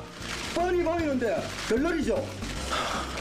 아니 시민내용인데 뻔히 보이는데 들러리죠. 아, 그러면 다수당일 때만 의정활동 하십니까? 다수당이고 소수당 국회를 이렇게 운영한 다수당일 때만 의정활동 하시고 소수당이 되면 의정활동 전부 거부하신다, 이거 아닙니까? 이런 민주주의가 어딨어요? 이런 민주주의가 어딨어요?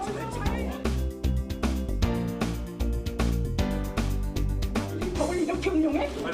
이게 잘못된 겁니다. 자, 질서를 지켜주세요. 위원장 허락 없이 발언하지 마십시오. 너희가 그 공산국가입니까? 발언권 얻어서 발언하시라고요.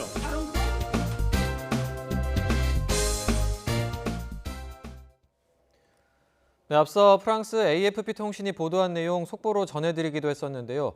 트럼프 미국 대통령이 코로나19 때문에 우편 투표를 하면 사기 선거가 될 수 있다며 오는 11월 미국 대선 연기를 거론했습니다.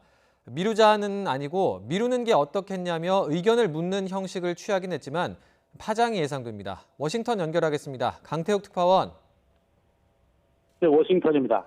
네, 트럼프 대통령이 대선 연기 가능성을 직접 거론한 거죠? 네, 그렇습니다. 트럼프 대통령이 현지 시각 30일 트위터에 관련 글을 올렸는데요. 일단 그동안 거부감을 나타낸 우편 투표를 지목했습니다. 보편적인 우편 투표 도입으로 2020년 대통령 선거는 역사상 가장 오류가 있고 사기치는 선거가 될 것이라고 말했습니다. 이어 그것은 미국의 엄청난 곤란한 상황이 될 것이라고 덧붙였습니다. 보편적인 우편 투표는 이전에도 있었던 우편으로 이루어지는 부재자 투표가 아니라 코로나19 때문에 광범위하게 도입하자고 야당인 민주당이 주장하는 방식입니다. 직접 투표소에 가서 투표하는 경우 접촉 등으로 코로나19 확산이 우려되는 만큼 원하는 국민 누구에게나 우편으로 투표할 수 있게 하자는 것인데요. 하지만 트럼프 대통령과 공화당은 우편 투표에 대해 사기가 될 것이라며 강한 반대 입장을 나타내고 있습니다. 속내는 투표에 소극적인 흑인과 히스패닉계, 이른바 민주당 지지층이 많은 소수 인종의 투표 참여가 늘어서 불리하다는 것인데요. 일각에서는 거동이 불편한 나이든 백인들의 투표 참여도 높일 수 있어 트럼프 대통령에게 그렇게 불리한 게 아니라는 의견도 있습니다. 트럼프 대통령은 이와 함께 대선 연기 시점을 사람들이 적절하게 안심하고 안전하게 투표할 수 있을 때까지라고 적었습니다. 물음형 문장으로 의견을 물어보는 형식을 취하면서 자신의 의견을 내놓은 셈입니다. 현직 대통령이 대선 연기 가능성을 직접 거론함에 따라 논란과 파장이 예상되고 있습니다. 지금까지 워싱턴에서 YTN 강태욱입니다. 미국의 2분기 성장률이 코로나19 사태 본격화로 73년 만에 최악을 기록했습니다. 미국 상무부는 2분기 국내 총생산 GDP 증가율이 연율 마이너스 32.9%를 기록했다고 밝혔습니다. 블룸버그 통신은 분기별 성장률로는 1947년 이후 가장 큰 폭의 하락이라면서 다만 전문가들의 전망치 마이너스 34.5%보다는 하락폭이 다소 적다고 전했습니다. 코로나19 사태가 시작된 지난 1분기는 마이너스 5%로 6년 만에 마이너스 성장을 기록했습니다.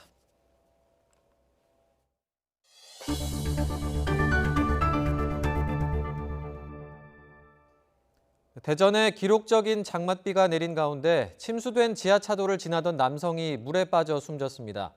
오늘 오후 4시 50분쯤 대전시 동구 파남동 소정 지하차도를 건너던 70대 남성이 물에 빠졌다는 신고가 119에 접수됐습니다.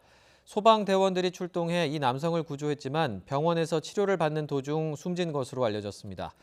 경찰과 소방서 측은 목격자 등을 상대로 정확한 사고 원인을 조사하고 있습니다. 네, 지난 23일 폭우로 3명이 목숨을 잃은 부산 초량 지하차도 사고와 관련해 경찰이 부산 소방본부 등을 압수수색했습니다. 경찰은 지하차도 침수 당시 119 신고 시스템 자료와 신고한 시민의 녹취 파일 등을 확보한 것으로 전해졌습니다. 경찰은 당시 구조 활동을 한 소방대원 2명을 오늘 참고인으로 불러 조사했고 국립과학수사연구원 등과 함께 현장 정밀 감식도 진행했습니다. 네, 내일 새벽과 아침 사이에 충청 남부와 전북 지방에 돌풍을 동반한 호우가 또 내린다고 합니다. 비 피해 주의하셔야겠습니다. 자세한 날씨 소식 김수현 캐스터입니다. 내일도 충청 이남을 중심으로 비가 내리다가 아침에 대부분 그치겠습니다. 이번에도 충청과 호남에는 시간당 50mm가 넘는 매우 강한 비가 쏟아지겠습니다. 순식간에 많은 비가 내리면서 추가 피해가 우려됩니다. 계속해서 대비 잘해주시기 바랍니다. 비가 그친 뒤 찜통더위가 기승을 부립니다. 영동과 영남, 전남과 제주도에 폭염주의보가 내려진 가운데 서울 낮 기온이 29도, 강릉 33도, 대구 34도까지 오르며 무척 덥겠습니다. 예상되는 비의 양은 충청과 호남에 150mm 안팎, 영남에 최고 80mm, 경기 남부에는 5에서 30mm가 되겠고 수도권과 충청, 남부 내륙에 오후부터 밤사이 소나기가 지나겠습니다. 내일 아침 기온 25도 안팎으로 열대야가 나타나거나 비슷한 수준을 보이는 곳이 많겠습니다. 서울 24도, 강릉 25도, 대전 24도, 부산 23도, 제주도 25도로 예상됩니다. 낮 기온은 오늘보다 1도에서 8도가량 높겠습니다. 서울 29도, 대전 29도, 광주 31도, 포항 33도로 예상됩니다. 장마 전선이 북쪽을 오르내리면서 중부지방은 다음 주까지 장마가 계속될 전망입니다. 날씨 정보였습니다. 네, 중부지방의 장마는 다음 달 10일 이후에나 끝날 것으로 보여서 역대 가장 긴 장마가 될 가능성이 있습니다. 이번 장맛비의 특징과 전망을 정혜윤 기자가 전해드립니다. 오늘 새벽 5시 대전 문화동에는 시간당 100mm가 넘는 물폭탄이 쏟아졌습니다. 장마 전선이 내륙으로 북상한 가운데 남쪽의 따뜻한 공기와 북쪽의 차가운 공기가 만나는 경계 지점인 경기 남부와 충청, 전북, 경북 일대가 비구름의 통로가 됐기 때문입니다. 특히 밤이나 새벽에는 수증기 공급이 더 많아지면서 비구름이 폭발적으로 발달하게 됩니다. 대전 문화동에는 300mm에 육박하는 폭우가 기록됐고 전주 등 전북 지역도 200mm가 넘는 비가 집중됐습니다. 내일 새벽 사이 이 지역에는 또 한 번 150mm 이상의 국지성 폭우가 내릴 가능성이 큽니다. 31일 새벽부터 아침 사이 고온달습한 남서풍이 강해지면서 충청도와 전라도 중심으로 비구름이 발달하며 시간당 50mm 이상의 매우 강한 비가 내리겠습니다. 이후 장마 전선은 더 북쪽으로 이동할 것으로 보여 남부지방은 이번 비를 끝으로 장마권에서 벗어날 것으로 보입니다.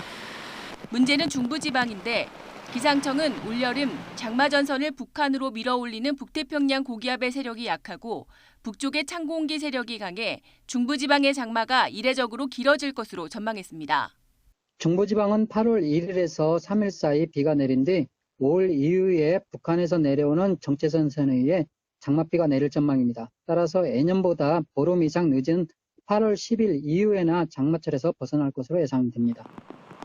중부지방 기준 역대 가장 늦게 끝난 장마는 1987년 8월 10일입니다. 올여름 예상대로 장마가 10일 이후에나 끝난다면 새로운 늦장마 기록이 세워지는 셈입니다. 기상청은 최근 장맛비가 내렸다 하면 물폭탄으로 쏟아지는 데다 중부지방의 장마가 길어지면서 산사태와 저지대 침수 피해가 늘어날 수 있다며 철저한 호우 대비를 당부했습니다. YTN 정혜윤입니다.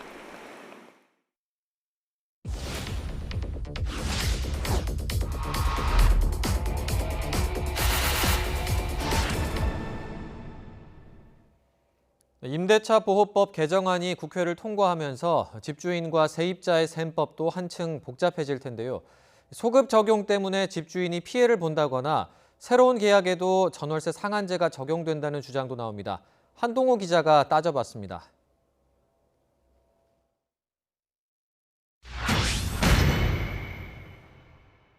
임대차 3법은 소급 적용돼 임차인이 요구하면 계약을 갱신해줘야 한다. 집주인은 2년 뒤에도 자기 집에 못 들어간다. 국회 청원에 올라온 주장입니다. 주택임대차보호법 개정안 원문입니다. 계약 갱신 거절 사유로 임대인이나 직계존속, 직계비속의 실거주가 규정돼 있습니다. 집주인이 자기 집에 살기를 원하면 계약 만료 6개월 전부터 1개월 전까지 통보하면 되는 겁니다. 본인이나 가족이 살려고 하는 경우에는 실제 거주를 위해서 임차인이 퇴거 인도를 해줘야 되는 경우에는 갱신 거절권이 인정되기 때문입니다. 세입자 A씨와 계약 갱신을 해지했는데 세입자 B씨와 또 다른 임대차 계약을 한 집주인. 이럴 경우 집주인은 세입자 A씨에게 손해배상을 해야 합니다.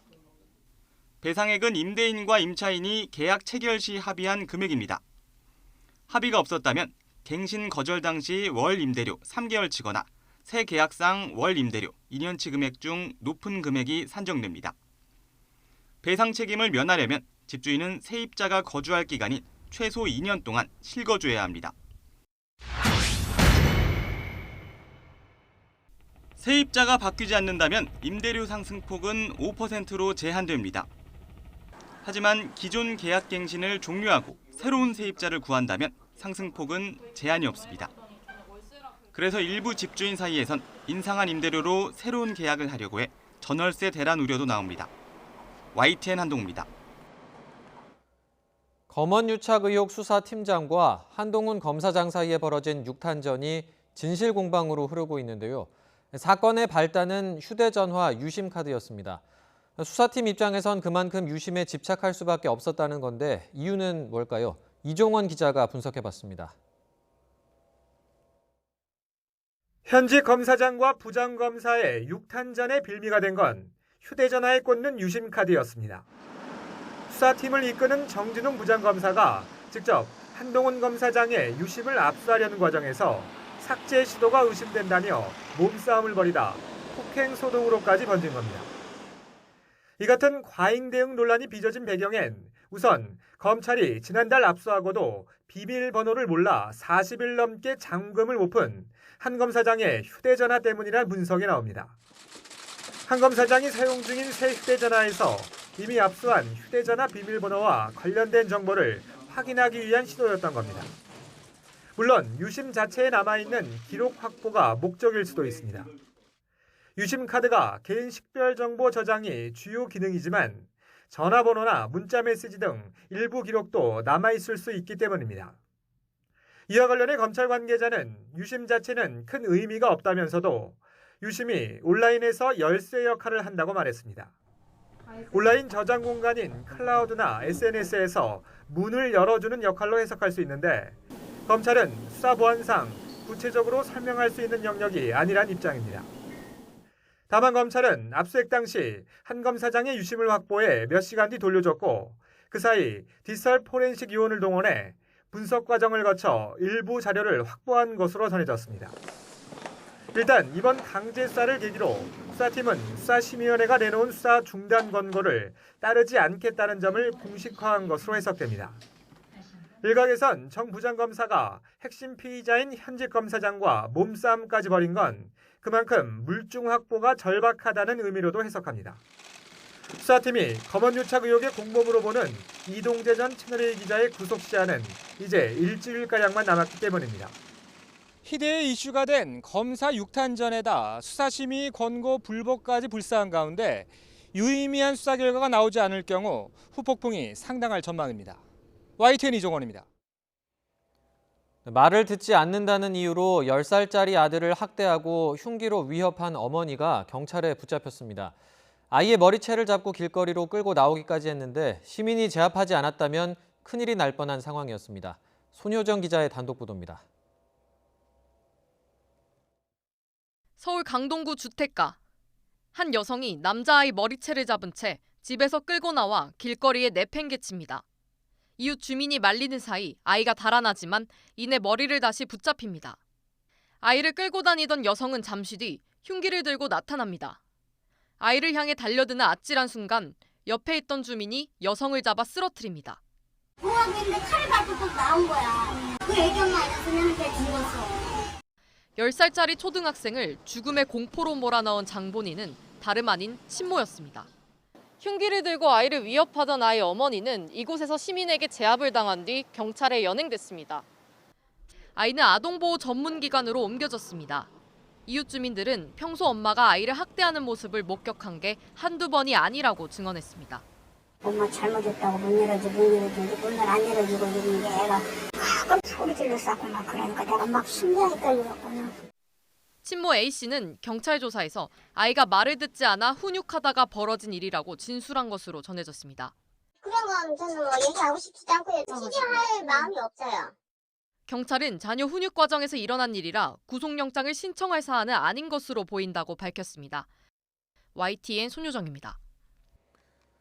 고 박원순 전 서울시장 성추행 의혹과 관련해 여성가족부가 뒤늦게 서울시 현장 점검을 벌였는데요. 조사 결과 제대로 된 피해자 보호는커녕 2차 피해 우려까지 있었던 것으로 드러났습니다. 이형원 기자입니다. 고 박원순 전 서울시장 성추행 의혹이 불거진 지 3주 만에 서울시 현장 점검 결과가 나왔습니다. 성폭력 예방과 피해자 보호 주무부처인 여성가족부가 뒤늦게 서울시를 조사한 겁니다. 성희롱 성폭력 방지 조치라든가 고충 상담 처리 시스템 운영이 어떻게 되고 있는지, 또 재발 방지 대책은 수립되고 시행되고 있는지, 그리고 조직 내 2차 피해 상황이 있는지. 28일부터 이틀 동안 심층 면담에 이어 자료를 확인한 결과 서울시 대응이 부적절했던 것으로 드러났습니다. 피해 여성을 제대로 보호하거나 조력자를 지정해 지원해주지 않은 겁니다. 특히 성폭력 신고 시스템이 있긴 하지만 절차가 복잡하고 처리 과정에 관여하는 부서가 많아 피해 정보 유출 가능성이 큰 것으로 확인됐습니다. 2차 피해 우려가 커진 상황에서도 정작 서울시는 직원들에게 주의 공문만 보낸 것으로 파악됐습니다. 이에 여가부는 2차 피해 정의와 유형을 구체적으로 교육하고 방지 대책을 만들라고 촉구했습니다. 무엇보다 피해자가 불이익을 받지 않고 안정적으로 근무할 수 있는 방안 마련도 강조했습니다. 또 같은 일이 반복되지 않도록 위력이나 성인지 감수성이 어떤 것인지 고위직을 대상으로 맞춤형 성희롱 예방 교육을 실시하도록 제안했습니다. YTN 이영훈입니다.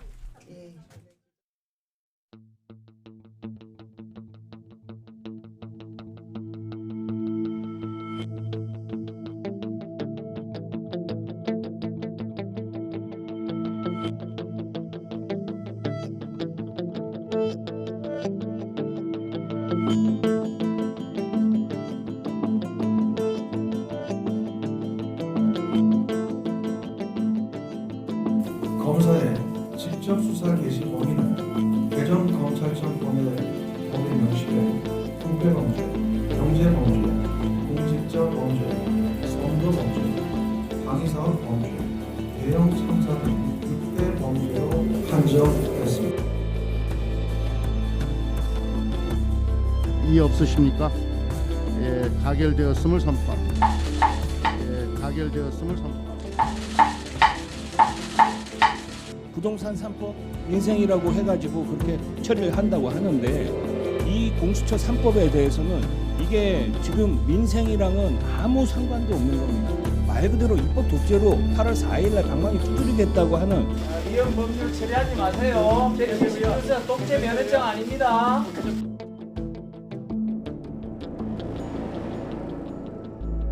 가결되었음을 선포합니다.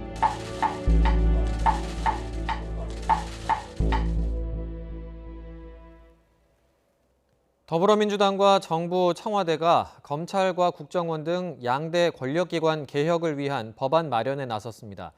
검찰의 직접 수사 범위를 축소하고 국정원의 대공수사권도 경찰로 넘겨서 권력을 분산하는 게 핵심입니다. 송재인 기자입니다. 당정청이 문재인 정부 핵심 국정과제인 권력기관 개혁을 위해 법손질에 나섭니다. 지난 20대 국회에서 입법 마련에 실패했던 만큼 더는 미룰 수 없는 과제라며 속도전을 예고했습니다. 권력기관 개혁은 촛불혁명으로 집권한 문재인 정부와 민주당에게 국민이 부여한 시대적 소명입니다. 핵심 개혁 대상은 검찰과 국정원입니다. 먼저 검찰은 직접 수사 개시 범위를 6개 분야로 한정하기로 했습니다.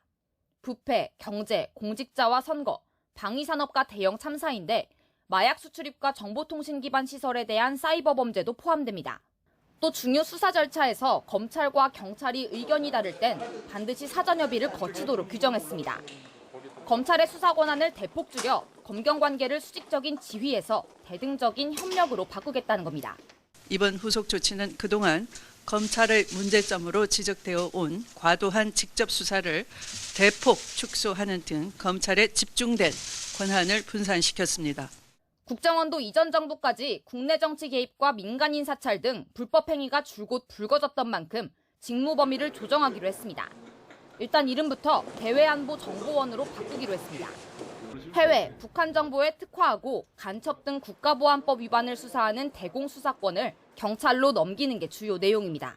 국내 정치 개입 근절을 실천하고 있지만 이러한 개혁 조치가 불가역적으로 완성되기 위해서는 국가정보원법 개정이 반드시 필요합니다. 결국 검찰과 국정원의 권한을 경찰로 넘기는 게 당정청이 검토하는 권력개혁안의 핵심입니다. 이렇게 되면 경찰력이 비대해질 수도 있는 만큼 부작용을 막기 위해 자치경찰제를 도입하기로 했습니다. 현행 경찰 조직 체계는 유지되지만 자치경찰에 대한 지휘 감독은 시도지사 소속 자체위원회가 맡습니다. YTN 송재인입니다. 권한이 대폭 축소되는 검찰에서는 현실을 반영하지 못한 탁상 행정이라는 반발이 적지 않습니다. 경찰은 염원하던 수사 종결권 등으로 이 검찰과 대등한 권한을 갖게 돼서 만족스럽다면서도 자치경찰제 등은 아쉽다는 반응입니다. 홍성욱 기자입니다. 검사의 직접 수사 개시 범위는 개정 검찰청 법에 명시된 부패 범죄, 경제 범죄, 공직자 범죄, 선거 범죄, 방위사업 범죄, 대형 참사 등 6대 범죄로 한정하였습니다. 검찰의 직접 수사 범위를 대폭 축소한 검경 수사권 조정 최종안이 나온 뒤 검찰은 공식 입장을 내놓지 않았습니다. 다만 경찰청장은 참석시키면서 검찰총장은 쏙 빼놓은 당정청 협의가 열린다고 할 때부터 예고된 결과라는 자조적 반응이 대부분이었습니다. 특히 검찰 내부에서는 수사 대상을 직급과 액수로 구분한 건 문제라는 지적이 잇따랐습니다. 공직자는 4급 이상, 뇌물 사건은 3천만 원 이상, 사기 사건 등은 피해 규모 5억 원 이상 돼야 검찰의 직접 수사가 가능토록 했는데 수사 진행 과정에서 비리 연루자나 뇌물액, 피해 규모 등이 수시로 바뀌는 걸 전혀 고려하지 않아 혼란이 불가피하다는 겁니다. 한 검찰 간부는 직급과 금액으로 수사를 제한한다는 발상 자체가 탁상 행정이라는 비판과 함께 권력에 대한 수사를 차단하려는 의도가 아닌지 의심된다고 비판했습니다. 반면 염원하던 수사 종결권을 획득한 경찰은 검찰과 수직 관계가 아닌 수평적 협력 관계로 전환된 데 큰 의미를 부여했습니다. 다만 막강해진 경찰 권력을 분산, 통제하기 위해 자치경찰제가 도입된 데에 대해선 아쉬움도 드러냈습니다. 경찰 관계자는 최근 잇따른 광역자치단체장 성추행 사건 같은 경우 사실상 시도지사 소속 경찰위원회가 맡게 돼 독립적 수사가 어려워질 수도 있다고 지적하기도 했습니다. 이번 검경수사권 조정 시행령은 확정 후 40일간의 입법 예고 기간과 법제처 심사, 국무회의 등을 거쳐 이르면 9월 말 시행될 것으로 예상됩니다. 이번 개정안은 결국 경찰과 검찰의 수사 기소권 분리로 이어질 것으로 보여 경찰 위상이 강화된 만큼 검찰 권한은 축소가 불가피할 것으로 보입니다.